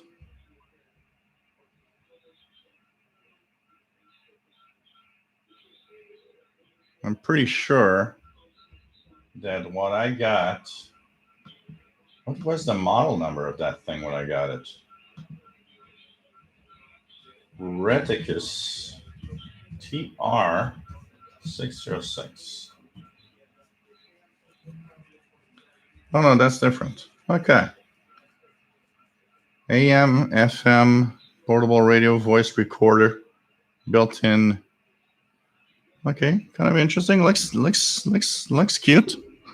Okay, huh. Jason Francis, computers have become appliances now. I'm sure a washing machine was exciting in the early days. David KJ 4CMY says, I think the same old truths with computers nowadays. They are commonplace. Yeah, I think that's a thing. Granui, finding BBSs and getting credentials to log on was thrilling. That's how I got Leisure Suit Larry games free. Hey, I was a bad guy. Back then, they weren't probably weren't really doing anything about it. But when I had my Commodore computer, I had a BBS that I had found, and that BBS charged $10 a month. But you could download as many games as you ever wanted for the Commodore computer. And I could tell you, my Commodore computer was on 24 hours a day online downloading games. I would start a game, download a game before going to school at noon. It was over. I would go back. I would download another one. I would come back to school at the evening. At night, I would download another one. And that was like, when I was sleeping, I was downloading, and I would check out these games. And actually, when I was in school, everybody that I knew had Commodore 64s. I would tell them, it's like, you have games? And they were like, well, no, I don't have enough. Oh, well, for $5, whatever game you want, I'm going to get it for you. So I had my little online illegal business of selling copies of games to people in school that I trusted. And the more time was going on, the more I had people. And it was like, well, at some point I got kind of scared, because it was like, well, this isn't legal and I'm scared of something happening. But like everybody in school was coming to me and says, can you get me Maniac Mansion? Yep. That one has 2 discs, so it's going to be $7 instead of $5. And I would actually give the discs. So, in there I was making, you had to remove the 5.25-inch floppy price off of it. And then I was a little more aggressive, because then I was like, that game, that's 17 discs. And they would say, okay, so you're going to, for the price, you get the discs. I said, nope. You pay and you give the empty discs for me to actually put the games on. It was like crazy. So, yeah, man, back in those days, tell you.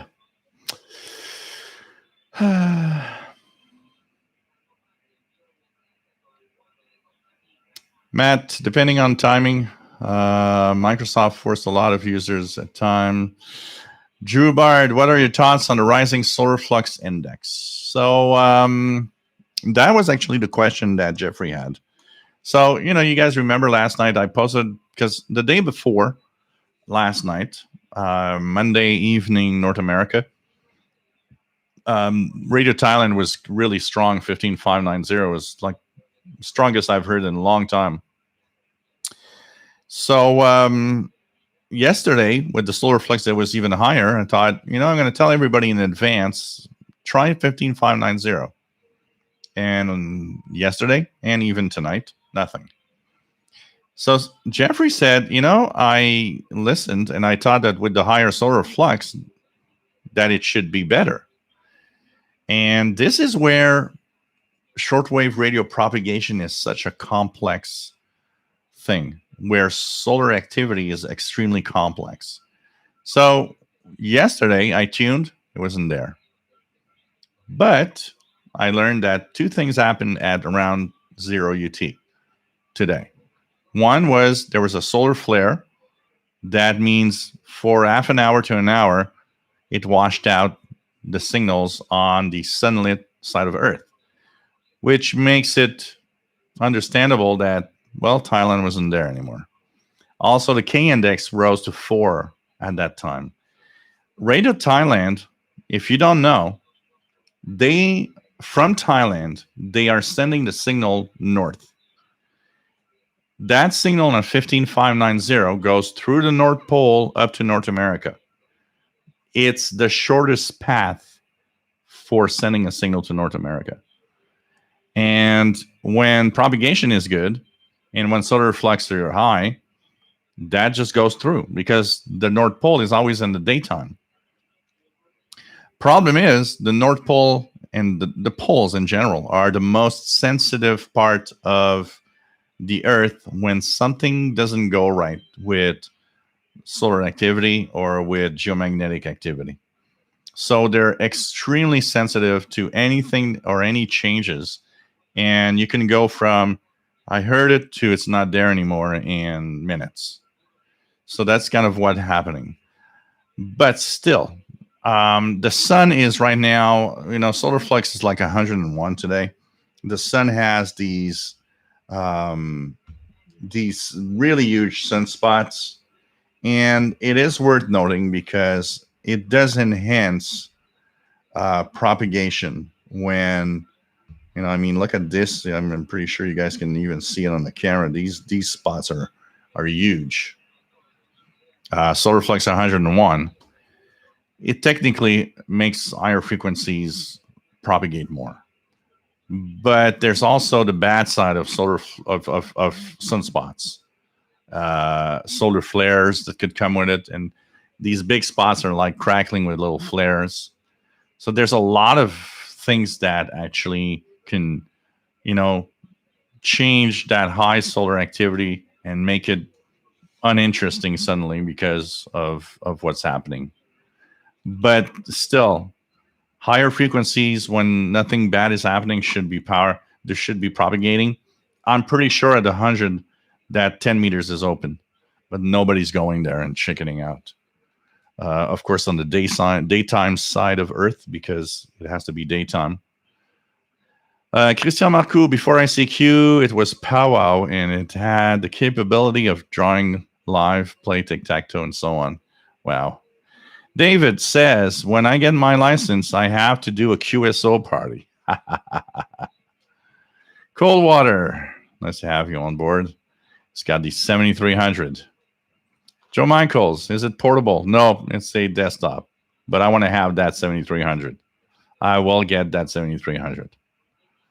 So it's going to be my gift for my ham license, and it's going to be my rig. Although I have the Yaesu FT450 that I want to use, I do want, for the very coolness of what it looks like and the very good reports I hear everywhere, the IC7300. Yogi says, "Oh, nice, the hand license. You could FT8 all night while you sleep. Yeah, that's not going to be my fun. I'm gonna really do so much more." Coldwater says, "I agree with the computer thing. I had a Commodore 64. It was cool, but I could not afford disk drive, cassette only. Sold it and bought a Kenwood R600. Well, that was a good trade-in. I mean, selling it for a Kenwood R600, at least you sold it for something that was kind of cool." William Helms, you'll ace the exam after taking the course. Yeah, I know. I know that. I actually took the online course that they have to test out yesterday afternoon, and my score was 92%, which is so here in Canada we have the first license. When you have the first license, it's basic, but if you do it with honors, they call it, that means if you do 80% or more on your exam, you're allowed all the HF bands. So that's what I'm aiming.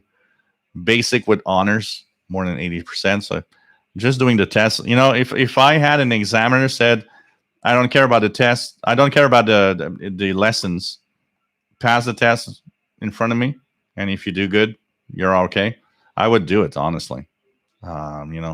But honestly, I think the following the course is not a bad idea. You know what?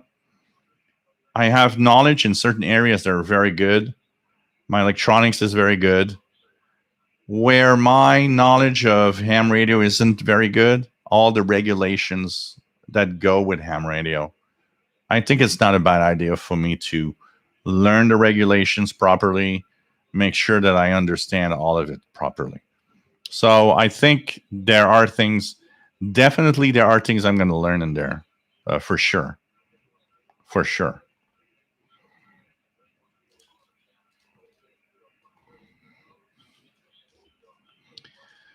Um, so, like I said, Matt, the entry level license in Canada is not HF, but they have what they call basic with honors. If you have 80% or more on your exam, that's what you have, basic with honors. It gives you HF privileges. Wally, is it true you can listen to Jupiter Planet sound on AM band? Not AM. Jupiter, yes. And we probably maybe all heard Jupiter at some point in our lives without even knowing it was that. It's more around the 21, like, around the 13-meter band, 21, 22, 23 megahertz ish. When Jupiter is up in the sky, like it is right now, if you want to try it, Jupiter is actually up at this time in our evenings. It emits all sorts of noises, from all sorts of little crackles and pops to ocean waves. It sounds like ocean waves going through. And that comes from Jupiter. And it is from 20 to 25 megahertz in there. You can possibly hear it. Sometimes it's so strong that I'm pretty sure that even, modest equipment, we probably heard it and thought, well, okay, some neighbors started their dishwasher or something. There's some crackle and pops, not even knowing that probably we heard Jupiter, which is a nice DX target when you think about it. Pretty cool. What is it? It's 700 and some million kilometers from here. A pretty good DX. Cold water got out of computers until early 90s, DOS machines, then Windows 95 and in 95 internet. Exciting days. Yeah. Undecided hobbies. The 7300 is nice. I'm partial to staying portable. I like the Elecraft KX3. I would like to go to CW route. Yeah. Yeah. Mike WDX. We all have our favorites, when we with radios and stuff. Mike WDX50 logged lots of stations on the Kenwood R1000 back in the days, in the 80s. WDX, sir? Yeah. No, it's very cool looking. Absolutely. It's a very nice station. And it actually replaced one that I was using before, and that stopped working. And when I saw it was on sale, like at 1/3 of the price, I thought, oh, okay. There's a lot of negative comments on the station, but you know what? Most people buying these things have no idea how they works and what to do. And so a lot of negative comments are often, yeah, okay, you don't know what you don't know what you're doing. As simple as that. Cold Water says his R600 was paired with a Heathkit CWAM transmitter. Cool. That's cool. Jeff King, nice to have you here from Jacksonville, Florida.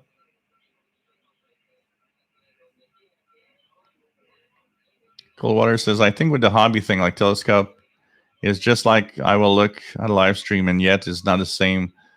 Not the same as being outside and looking for real. Yeah, maybe that.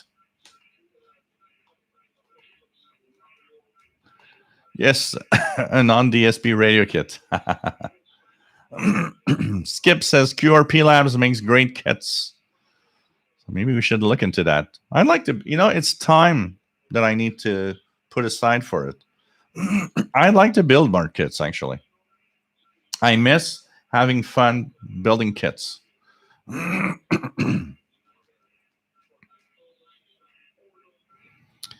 Yogi says, look at the variable capacitor kits these days are all DSP based. With the 47, 30, 35, 34, it's easy to make a kit that uses that chip that does everything today.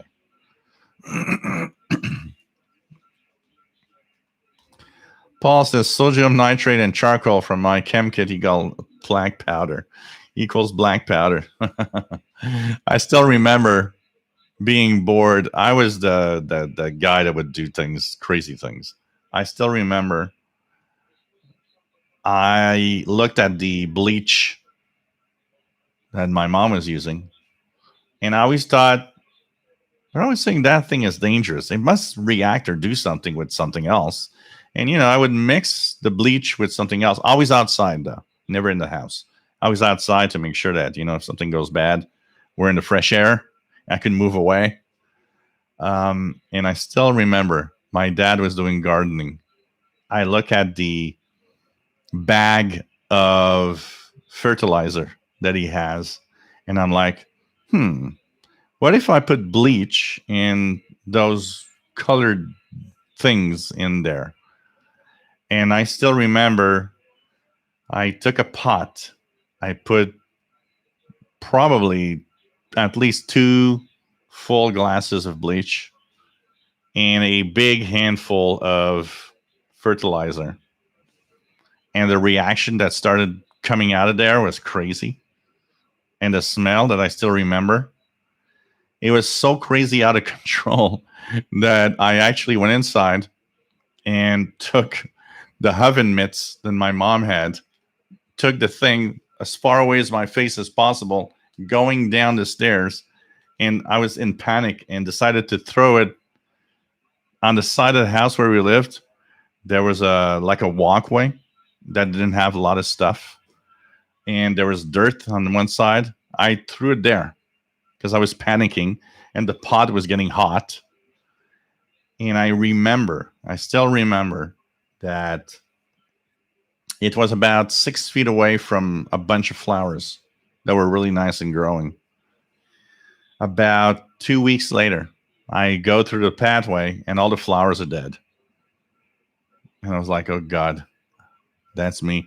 And I remember the landlord that looked at me and says, I don't understand. My flowers are dead. I don't know what happens. Maybe, bugs or disease or something. I said, yeah, I would get, bugs. In my head, I was like, oh yeah, I threw all that shit in here. That's why it happened. But yeah, of course you don't say it, But oh man, I was panicking. That reaction was out of control. Oh God. Cold Waters, actually, when I was in college, didn't even build circuits mostly, just use electronics workbench on computers. Learn more on the real projects. What else do we have? Undecided hobbies. Yeah, like Kramer with the coffee was too hot. Yeah, coffee was too hot. It's supposed to be hot. Come on. Oh, man. JD Dakota says the kits that I have built were high school class projects and were actually a good learning experience. Also remember building a decent crystal radio and found over 15 stations on it. Wow, really nice.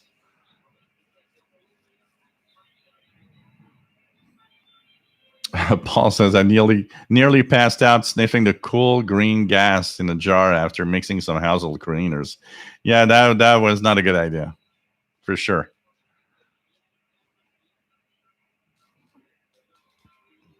That's for sure.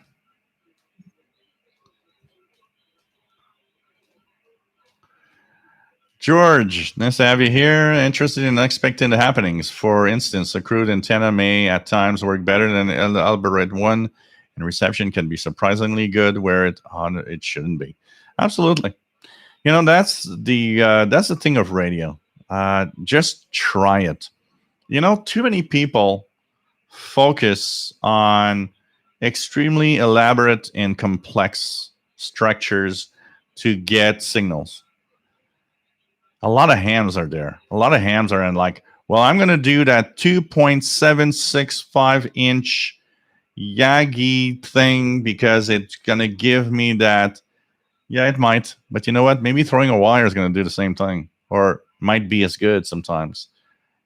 Here on the channel, what I like is to be as simple as possible. You got to remember, imagine somebody that doesn't know anything about shortwave radio and antennas. You're going to start telling him how to build an antenna with a 84-page plan. This is how the antenna is going to work, and you're going to get signals. Well, you already lost that person. It's the same thing with today's radios. I have to say, one of the things that we don't reflect upon enough is the number of times I got somebody that told me, you know what? I like the XH data, but I don't understand half of it. I like the Texan PL 330, but I don't understand half of it. We forget that these radios are complex devices that do a lot of things. And you got to understand what all of it does. And it makes it difficult for some to use. It makes it even intimidating for a lot of people to get into the hobby because they look at a radio with 84 buttons on it, and it's like that. And using a computer is pretty much just complex. And we got to be there to help because, yeah, I get it. A lot of you do get it. A lot of people don't. And if you want to have people in their hobby, we better be helpful and explain to them and try to be. And that's what I try to be here, as much as simple as possible with everything, even with our technical, tough to understand radios sometimes, because they are. We forget because we're used to them, and you're like, oh, look at that. It has the filters, and it'll have this, and here's the bandwidth, and here's the, yeah. But for a lot of people, it's like, okay, I don't know what that does, and I don't even know where to tune. I don't even know how to punch in a frequency.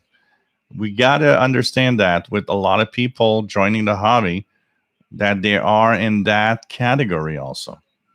And we got to be helpful and show them step by step. Remember, guys, I was there. You were all there. When we started and didn't even have one single idea of what we were doing. We just looked at that thing, pressed buttons, hoping something happens. We've been there. Take care, Mike WDX50. Stay safe. Take care, Tristan. William Helms, AM, FM, cassette portable, the size of a Walkman. A great thing for a small package. Yeah, it's kind of nice. Looks nice. KW1161. Nothing is huge on my phone screen. Yeah, that I do get. Yes. Jared Quinn, nice to have you here from VK2 land. Soon to be licensed. Cool. Welcome aboard from the other side of the world. Brett Wayne, nice to have you here. Says you'll like the 7300. I'm pretty sure. Pretty sure. Yep, it's multiple choice here for the exam. Absolutely. David's KJ4CMY can listen to Jupiter on HF, but do not send for a QSL card. Postage is outrageous. Hydro Exido, nice to have you on board from Chile. ¿Cómo está, mi amigo? What else do we have? Donald Hosmer, the R2000 had great audio. So, yeah, these were nice. I had the R5000, which I loved for such a long time. For sure. For sure.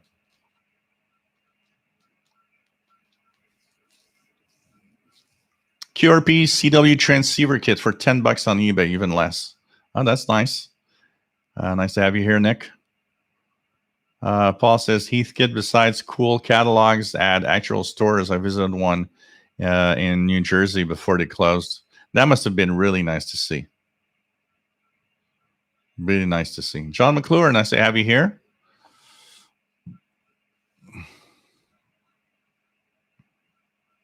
KW1161, my K1 regeneration radio, a nice kit. John McRae, nice to have you here from Australia, VK5PO. Bonne nuit, TVDXer, à samedi. Fais attention à toi. Nice to have you here. Nice to have you on board. Daniela, nice to have you on board. A bit late to the party, but I want to give a big shout out to Anna from Anna & Co. more to follow.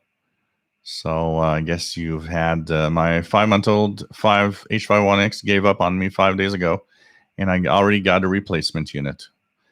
Anna from Anonco. Anonco is the really a great place to get a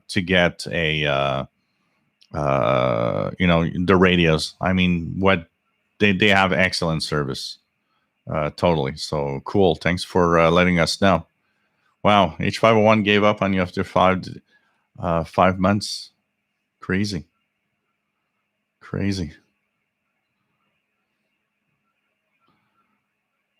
Let's see. I'm using a dipole. Live in an apartment, basement apartment. Gorilla taped to the wall outside, but winter is coming. Any suggestions? Well, try to find a way to make it hold as much as possible outside. Use sticks or whatever, broomsticks. Can you have broomsticks or something? Just to make sure that it still holds. Paul, muriatic acid, hydrochloric, and aluminum foil. Very violent reaction. Produce explosive hydrogen gas. Whoa. I wasn't sharp enough to do this outside. Yeah, I've always been a scaredy cat. Every time I would do something that I knew was going to be dangerous, possibly, I would always do it outside, far from everyone, to make sure nobody is yelling at me because I'm doing something I shouldn't be doing. So, man. Yeah, William Helms, I know that these things are crazy, and it's like, yeah, you got to be careful with all of that. Crazy kids, when they have too much time on their hands, that's what they do, basically. Nick says, I think for a lot of hams, it's as much about experimenting as it is actually about radio. I think CB is underrated as a way to get people into radio. It is, and there's too many bashing of CB radio by AM radio operators, unfortunately. Because, I mean, CB radio is cool, and even when I get my license, I will always be happy to talk and share with a CBer, which I find is fun. Willie, KC4ZCX. Nice to have you on board. Keegan, WTWW, playing Hello Mary Lou, recorded by Ricky Nelson. Cool. So, guys, you got two choices here. I fill up this glass, and we do a little bit of radio listening, see what's around, or we end the show. What do you guys vote? What do you guys vote? I'm wondering. Do I think I already know the answer? Dr. Sisop says WWV, CHU check. Luis, nice to have you here. KD7HCW, still FCB radio. It's different than amateur, but it's still fun. Absolutely. Bodhi says, I wonder how much airtime costs for shortwave. Depends on the station. Some of them, not a lot. So everybody wants me to fill the glass. So, hey, guys, I'm going to go and fill up the glass. While we do that, what do we do? 6, what's on the air? So here's a radio event in Cuba, guys, on 6,000 kilohertz. And I'm going to go fill the glass as you guys listen to the soothing sounds of Cuba on 6,000 kilohertz.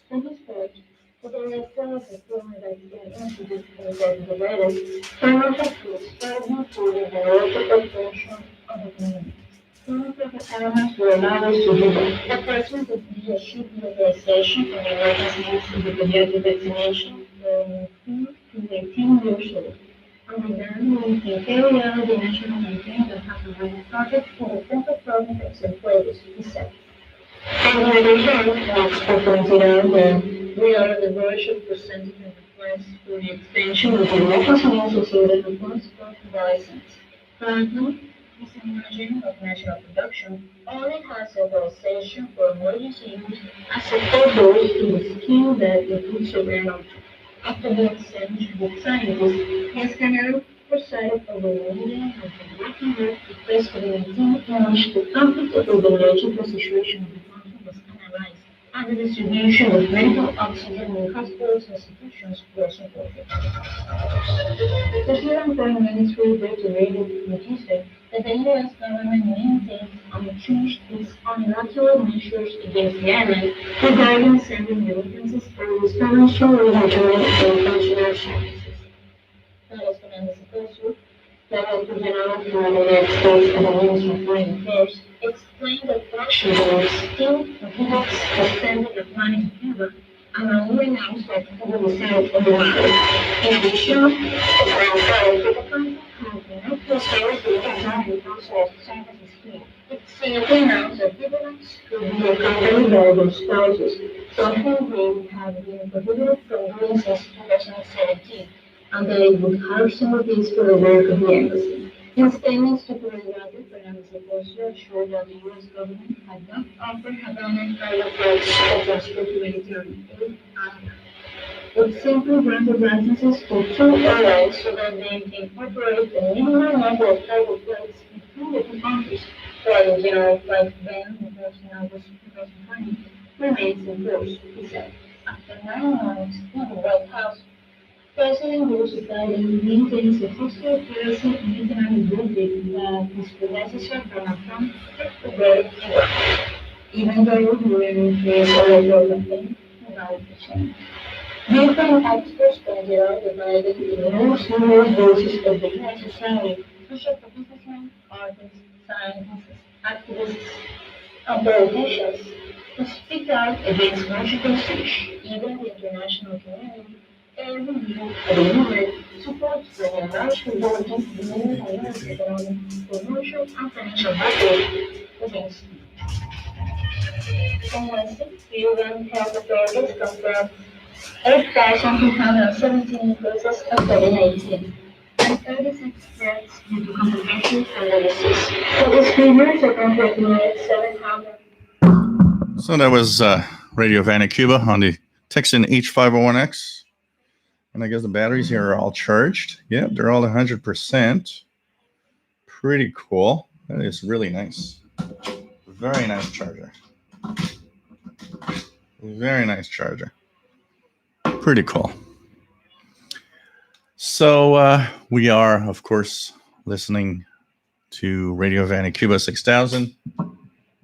This is the shortwave radio stream coming to you from Montreal, Quebec, Canada. The radios of choice tonight. So we have the Texan H501X. We've got the Chinese Malachite clone. Let's check out Radio Havana, Cuba on this one. So here we go. 6,000.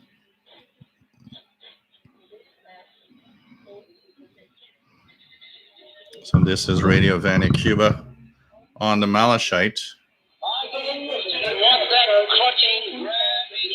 Look at that. There's overloading. There's overloading. According to the Catholic tradition, the 1612, three first prospectors found in equal days to be This is the problem with this one, and the RF gain is at 0. It's at the lowest that it could be. So there's some overloading here going on, but nothing you can do when it's at 0. RF gain at 0. Nothing I can do about it. That's the problem of that Chinese clone. But from what I heard, even the original from George does overload also. So, okay. What else do we have? What else do we have? I actually like Radio Havana, Cuba. There's some nice stuff in there when the modulation is actually good. Because sometimes. So, everybody, of course, are voting to continue the show. Jared says, I should be working though. Well, you're not. Ron Sears says, my old CB handle was Minuteman. Ran the banana channel on 20. Oh, that's cool. That's cool. What else do we have? Gang of Four. Yeah, well, you know, that's life. No comments, please. No political comments. You know, we just listen. Dr. Sisop says, jamming WRMI 93.95. That was like the other day when there was that station that was doing, what was it, WWL in Louisiana that was broadcasting storm information. And it was like we were hearing the jamming from Cuba with the siren-like whistle in the background. Pretty crazy. 6,000 always sounds weird. They rarely are really having a good audio there.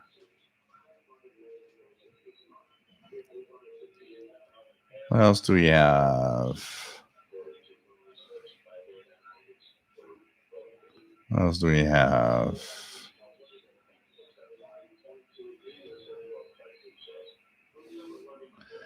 So you want me to, Dr. Sishop wants me to do the WWVCHU check on that Malahite thing.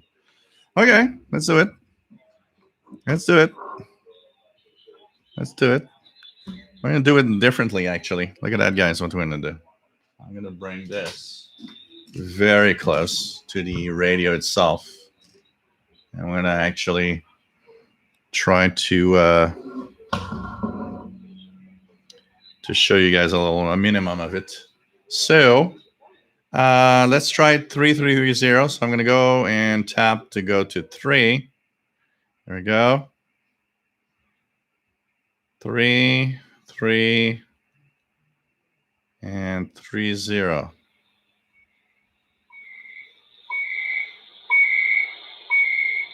You can see it here on the display, actually.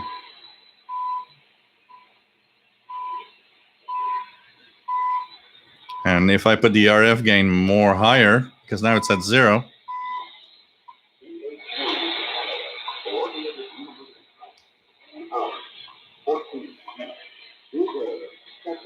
Now the noise reduction is there.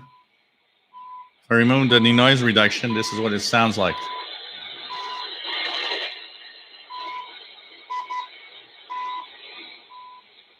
Now let's go to 5,000 kilohertz to get WWV.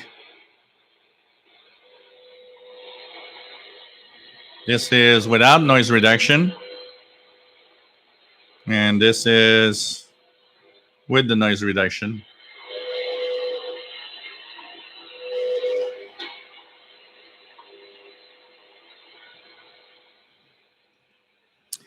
Now let's try 7850, which will be the other CHU frequency.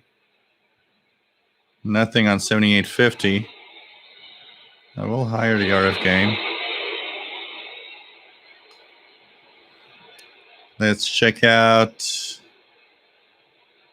10 kilohertz. There we go. That's 10 kilohertz. 10 megahertz, sorry.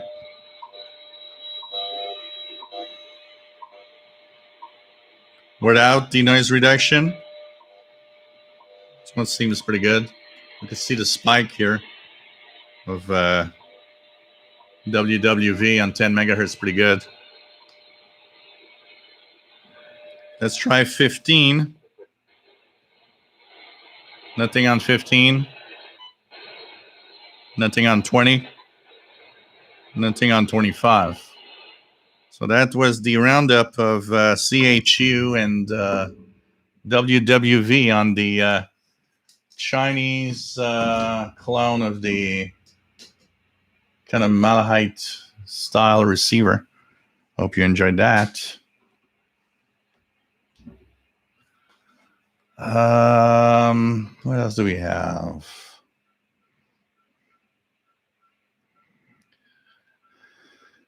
What else do we have? Well, they don't build the jammers, Luis. They're already there and they've been there for ages. Nothing has changed in Cuba in broadcasting in ages. Their AM broadcast stations and jammers have always been there. The only thing they do is switch frequency when needed, but honestly, it's the same old. Oh yeah, Dr. Sisop, I did forget 2500. I wonder if at this time of night I'm going to get 2500. Let's go back down here. 2500.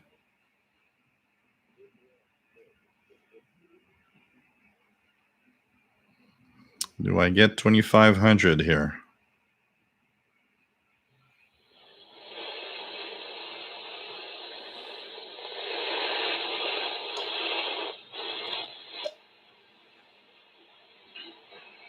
It's actually there, but you guys might not hear it, but it's very weak, but it's there.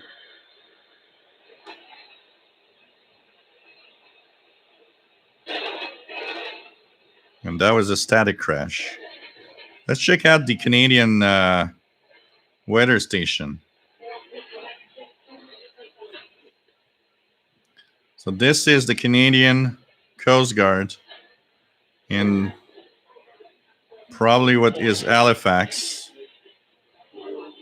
Upper sideband.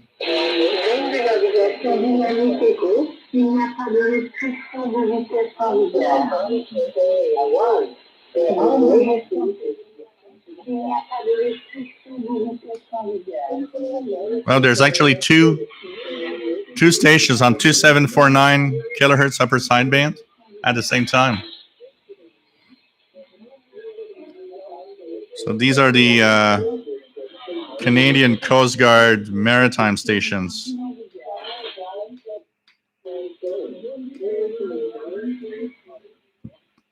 Not bad of a receiver, honestly. Apart from the fact it overloads a little on some frequencies, it's actually not that bad. I can tell you that. It's not that bad.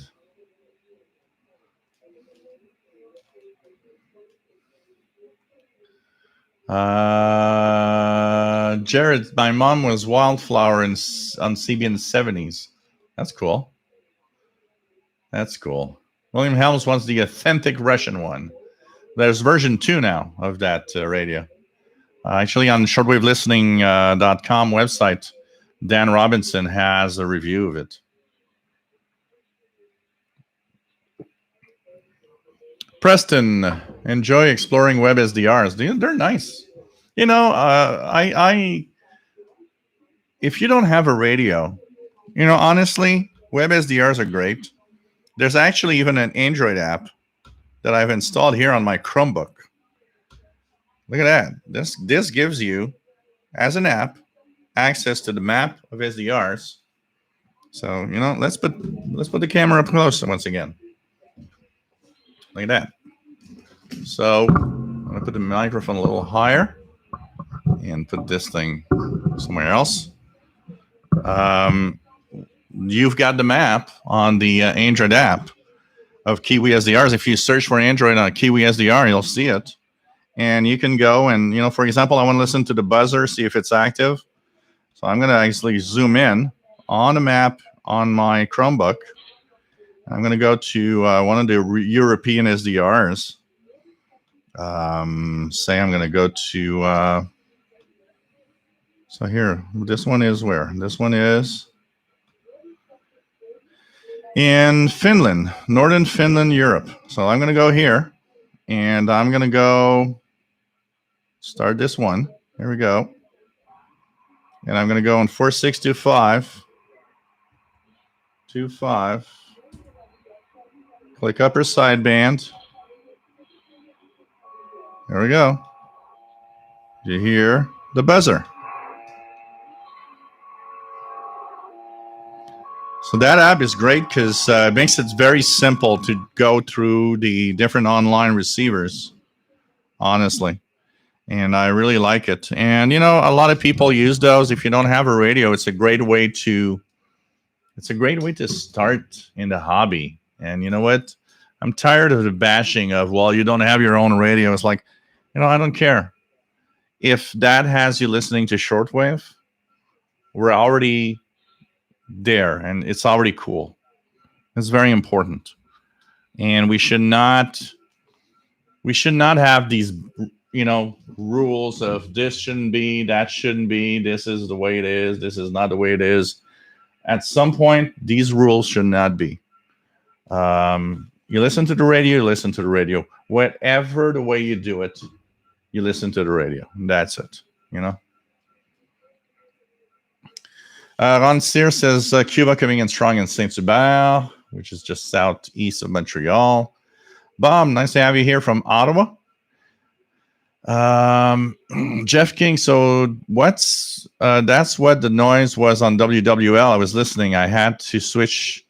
Yeah, because the whistling siren type signal on WWL was a Cuban jammer. Actually, Cuba has a signal, in case you guys don't know, on every single medium wave frequency, either a jammer or a station broadcasting to Cuba. And the reason they do that is to make sure that none of the southern US AM stations can actually go through and be heard in Cuba. It's their way of jamming the airwaves, either with a siren or jammers, and a lot of radio rebelde and whatever what they use. George says, before pirate radio or the internet, Britons did something akin to de-Xing by using AM to find foreign stations. We saw US hit records, which tend to be shunned by the BBC. It was exciting. The same reverse was here. A lot of, especially here in Canada, there was a lot of people listening to AM stations that would actually have all of those British bands. When the Beatles broke through and it was the British invasion, a lot of the de-Xing done by young kids back then was listening to stations that were broadcasting their favorite British bands, the Beatles and all of that. So it's funny to see that the reverse was true also with Britain trying to get more US or North American music. Chaz Tank, nice to have you on board from Kentucky. Paul says 3330, respectable in Michigan. 5 not bad, 7, 8, 50 even stronger here. 10 not bad, 15 nothing. Paul has 2500 good. Cool. No, I don't have FM bleed through. It's really mostly shortwave overloading more than anything else on it that I got, and some static because I think there's some thunderstorms around the area. Nick says using WebSDRs to triangulate signals is fun. Jared says I run dual RTL SDR on the balcony, one for ADSB, one for ham listening with RTL TCP serving the radio. Cool. Paul says using someone's antenna halfway around the world is acceptable and fun as heck to me as a shortwave listener. Absolutely. You're listening to a radio. You're tuning and listening to the radio. I do two things with the stations with the Kiwi SDRs. One of them is comparing, say, a signal that I'm hearing and seeing if it's heard somewhere else. Actually, I had a lot of fun on I think it was Monday afternoon. I was actually working on something for YouTube, but I was listening, and I got this ham on 20 meters on my SDR play, and he was trying to make contacts with European stations. I started tuning around European SDRs to see where I could hear the US ham. He was making it all across Europe. It was amazing. But also at the same time, it was kind of cool because some of the stations that I could not hear here, I could hear on those European SDRs, like stations from Italy and from different countries, trying to contact him.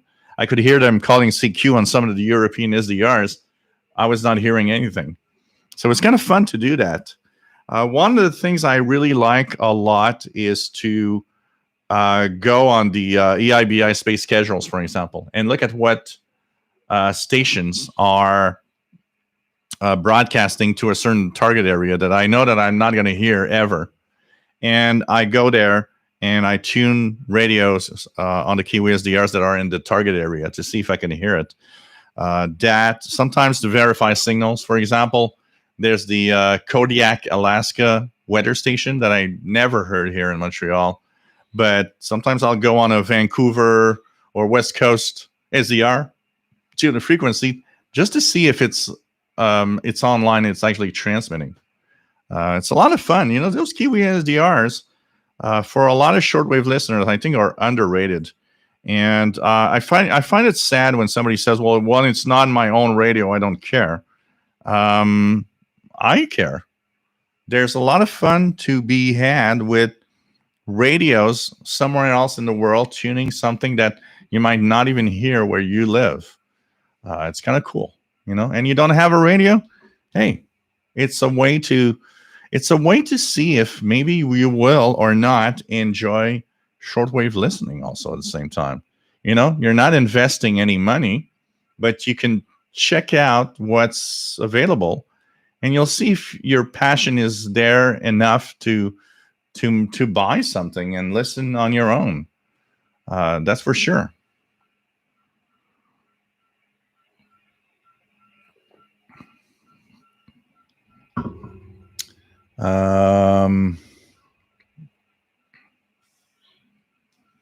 Pretty cool, Jared.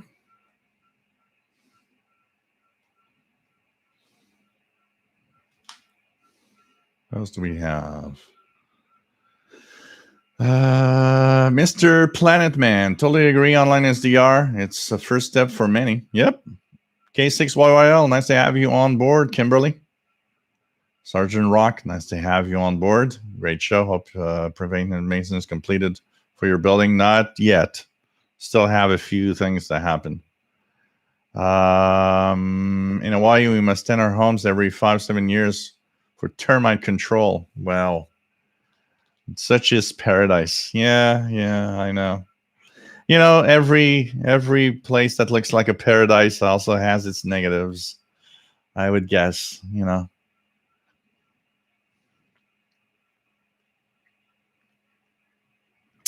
Dr. Sisop says 5:30 Cuba AM station will be jammed soon. I was reading.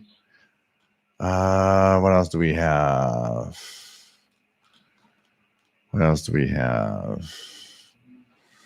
Highway to Southam. BBC is actually a great way of getting some news. Some real interesting news. Not like a lot of local outlets that are crappy in their news. And actually knowing what's happening around the world. Jeff King says the sound I heard was a wobble on WWL. Yeah, that was a Cuban jammer. That was totally a Cuban jammer. Try WWVCHU on the same site I was, the one in Finland. Okay, let's check it out. Let's check it out just for fun. So I was on a Finnish. So here it is, Finnish. So, okay, Northern Finland, Europe, with a 40-meter dipole, Kiwi SDR. So we're going to try CHU and WWV to see how they come in Northern Finland. So here is the buzzer that I left it before. So I guess you guys can hear it.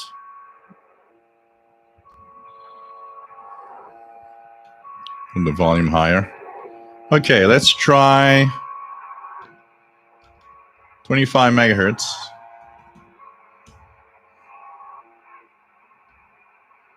Nothing there.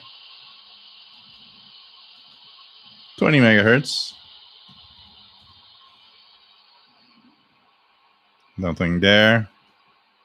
15 megahertz. Nothing there. 10. It's actually getting WWV. I wonder if you guys can hear it. So WWV on 10 megahertz is making it into northern Finland. Oops. I don't know if you guys can hear it properly. Make sure that this is low. This is low.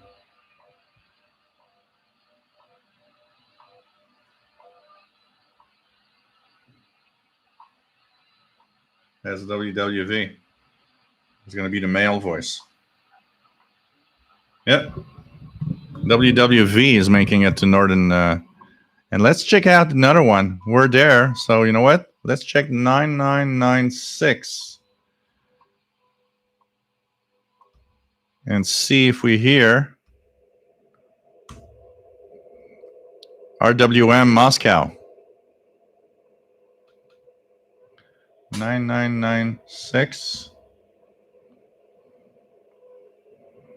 That's interesting. It doesn't. Oh, okay. Here it is. So it's just a tone right now. Let's try 4996. Oh, it's even stronger than 4996. That's RWM. Right now they're having a standard tone, just a tone. So that's the RWM station. Let's go back and go to 5,000 kilohertz. Any WWV?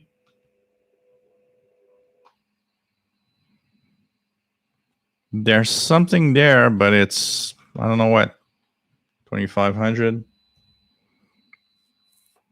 Nothing there. How about 7850 for CHU? Nothing on. Oh, it's there, very weak. I hear a very weak beep on 7850 from CHU. And 3330? Nothing there. So it's kind of cool. So WWV making it mostly on 10 megahertz.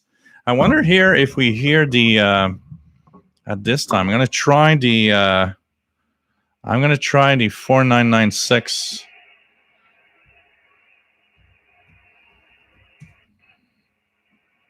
Time signal station here.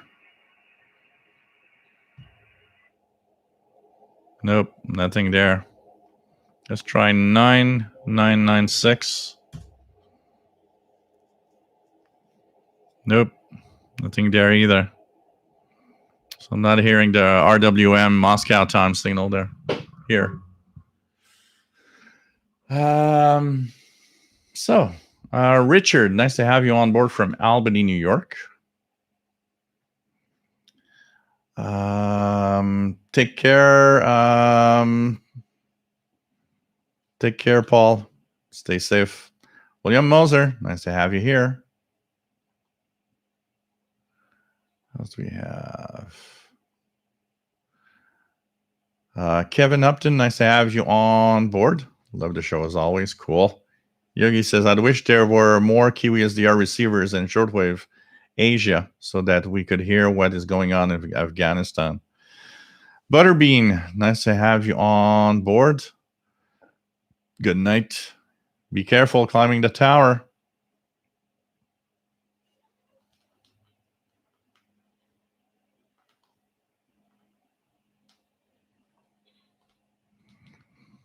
What else do we have?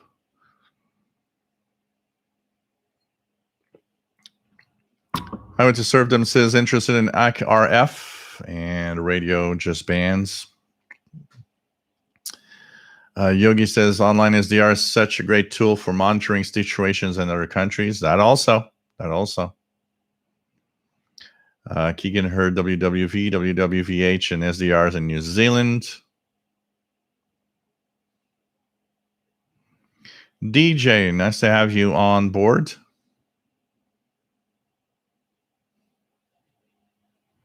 Looking forward to non-directional DXing in a few months. Cool. Drew Barn, nice to have you on board. It's 38-inch antenna. For shortwave, you need a wire antenna or something. If it doesn't work, the MLA 30 is pretty good. 38 inches is rather short for shortwave.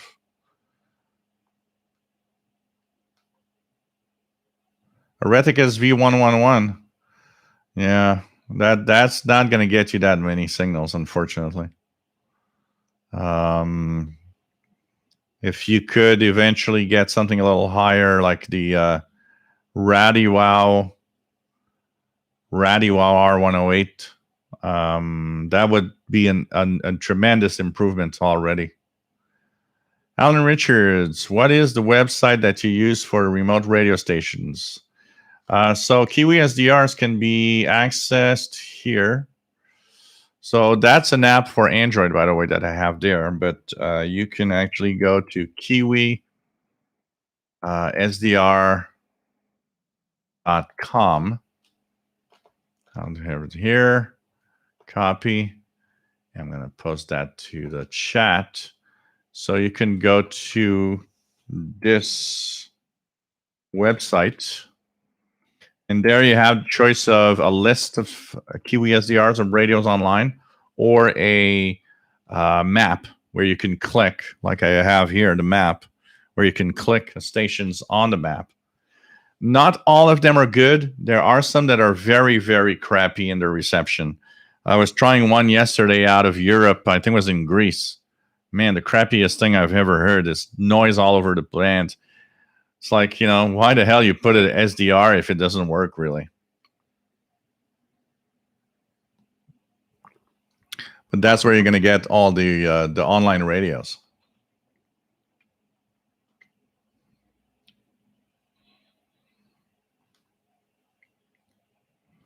What else do we have?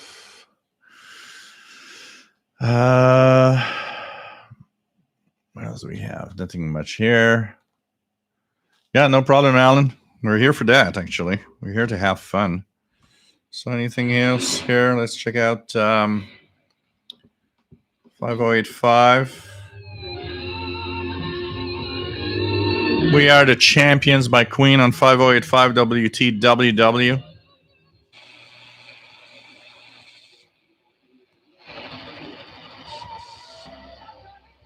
Radio Rebelde Cuba on 5085.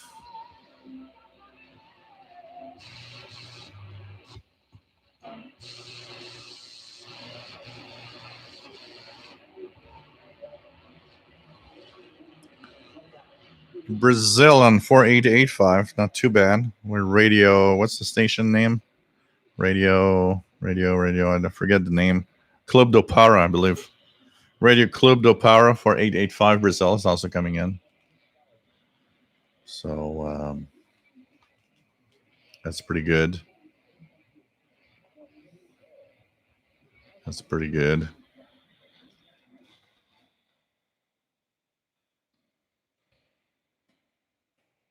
That is pretty good.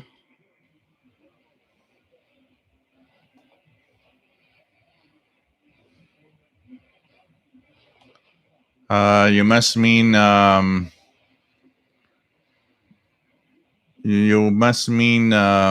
highway to serfdom. Yeah, okay, that's okay. Yeah, websdr.org. Yeah, with some receivers that have higher frequencies.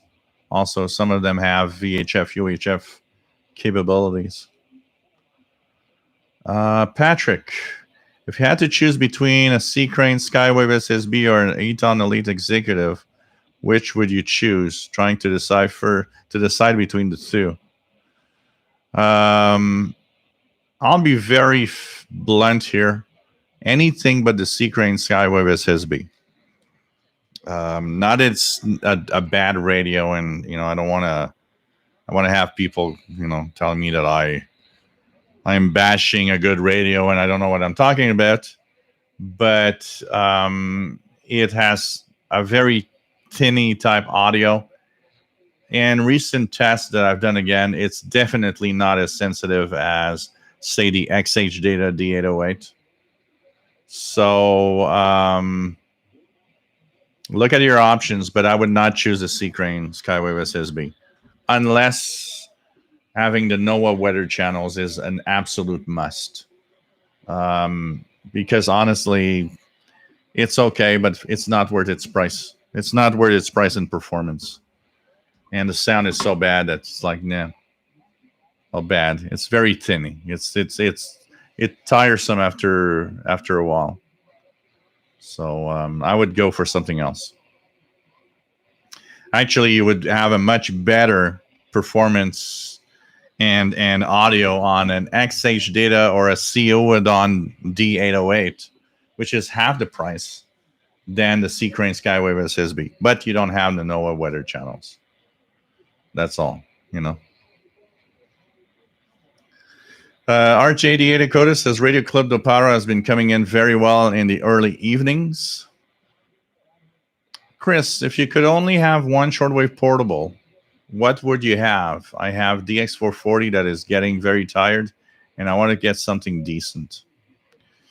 If you are capable of getting that receiver, because money is not the problem, I really would actually tell you to get a Texan H501X. You will have a big radio because that DX 440 is a big radio. So you'd replace it with another radio that is pretty big, and you would actually have stereo FM on the listening, which is amazingly nice, amazing audio. And I could add it as a Bluetooth speaker or device if you need to have one with your phone or any device that is Bluetooth. I would honestly consider the Texan H501X if money is no object. I think you would have a great radio there. Precision and tuning. In my opinion, better than actually the DX440 that you have. It would even be a step up. So that would be something that I would consider. Just below it, you could go to the Texan PL990X, which is still great, but is not stereo because it has only one speaker, but has all the other features that the H501X has. So these would be good replacements for the radio that you want to replace. I mean, the DX440, I'm pretty sure you probably had a good run on it too with the age of that radio, honestly. But that would be what I would do in replacing an old radio, especially if you want to have it big, because maybe you're thinking, maybe I want to have something smaller, easier to bring along with me anywhere I go. That also is something to consider. But if you like big radios, that is something cool. The numbers are wearing off the panel and LCD is dying. That often is because of the connections on the LCD panel itself. But yeah, old radios wearing off slowly. Man, the DX440 comes from what? It comes from the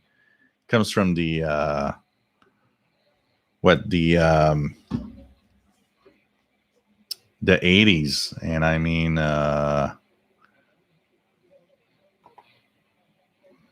it's crazy.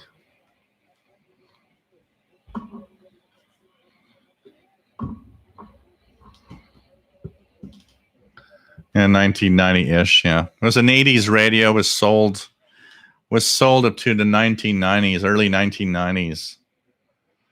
Was nice, good-looking radio. Also known as the Sangean ATS. Was that one the Sangean ATS 8 something? It was a Sangean radio, I believe, the DX440. It was nice. I remember looking at that radio and at one point and thinking, oh, maybe that would be a nice radio to get. But, you know, that was the period of time in my life where buying a new radio was out of the question.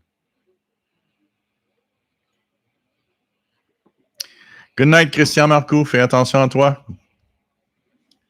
Good luck with the new hearing aids. I hope they're going to work well. Stay safe.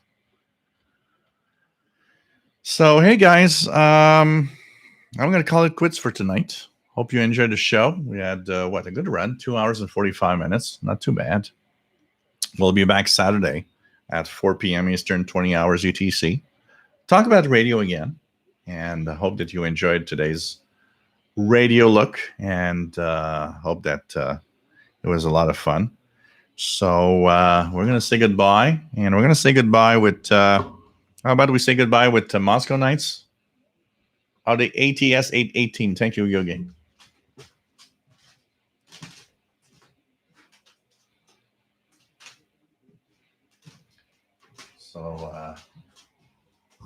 So we're going to put the disco move with the different lighting systems here. Let's put it in scene. There we go.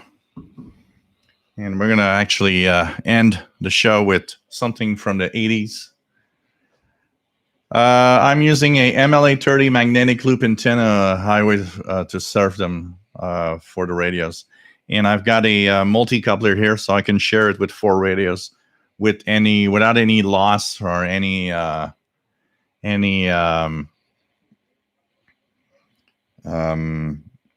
interference from the different radios.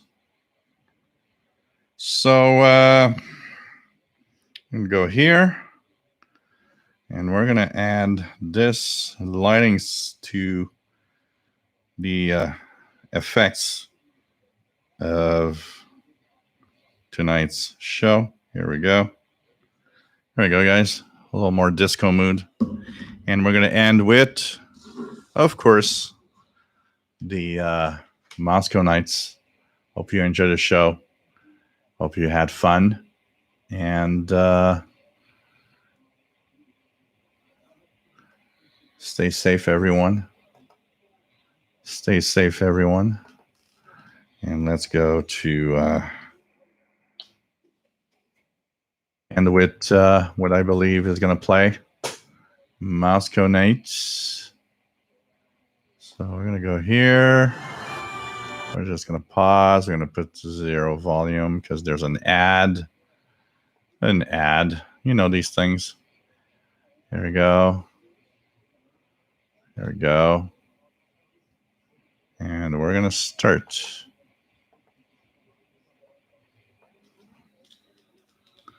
And is it playing?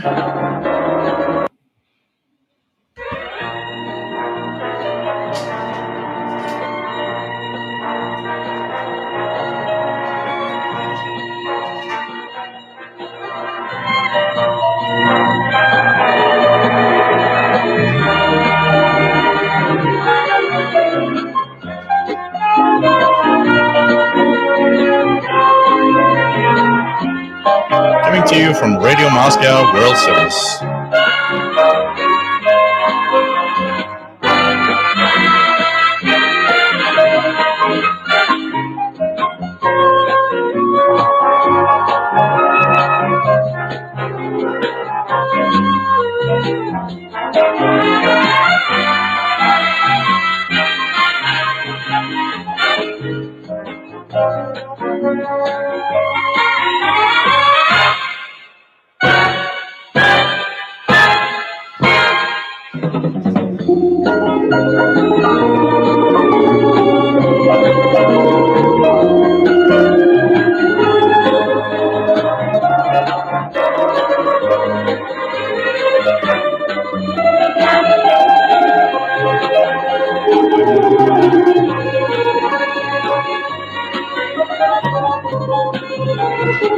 Always really happy to have you guys over. It's an honor to have so many followers and so many friends around the world.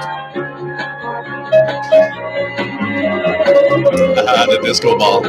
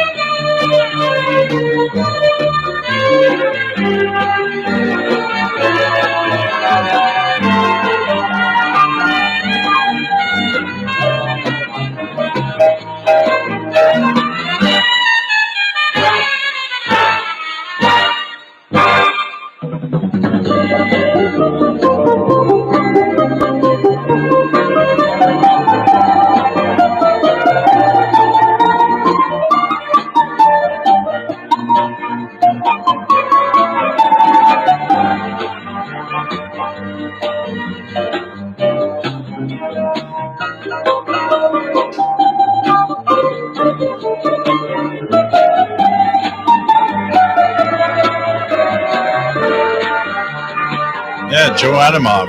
Welcome to Moscow Mailbag.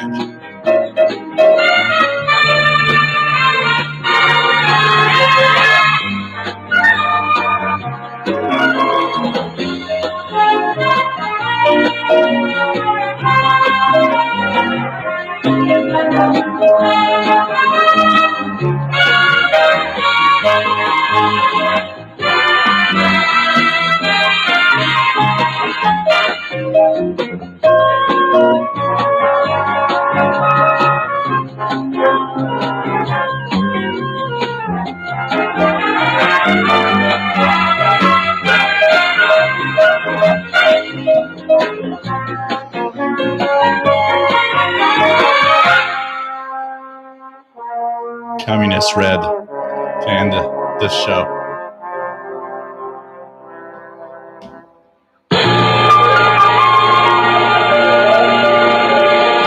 Take care, everybody. Love you all. Stay safe. See you Saturday.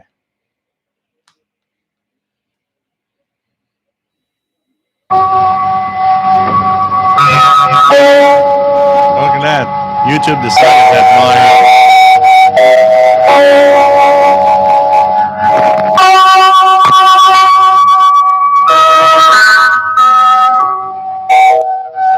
YouTube decided my playlist would be interval singles tonight. Hey, love to all. Love to you too, Kimberly. Always nice to have all of you around. Good night, everyone.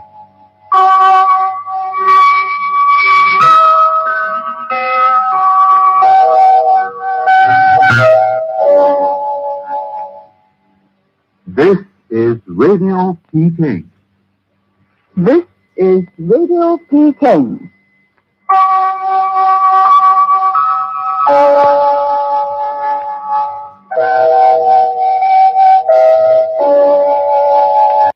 Might as well add the last one here. So, from 1989, here is one of these stations that a lot of you will know. Take care, guys.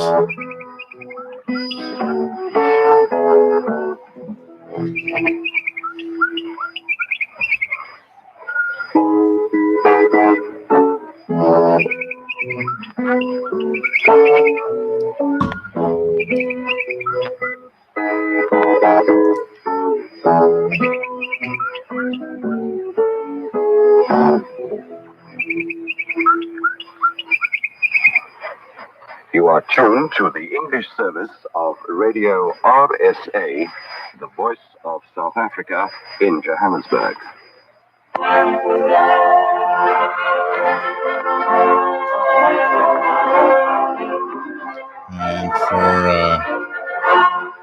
And for Kimberly, here is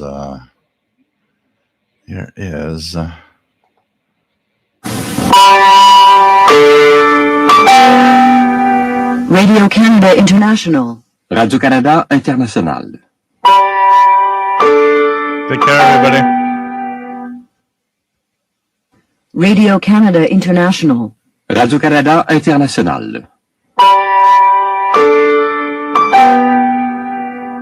Radio Canada International. Radio Canada International. Radio Canada International. Radio Canada International.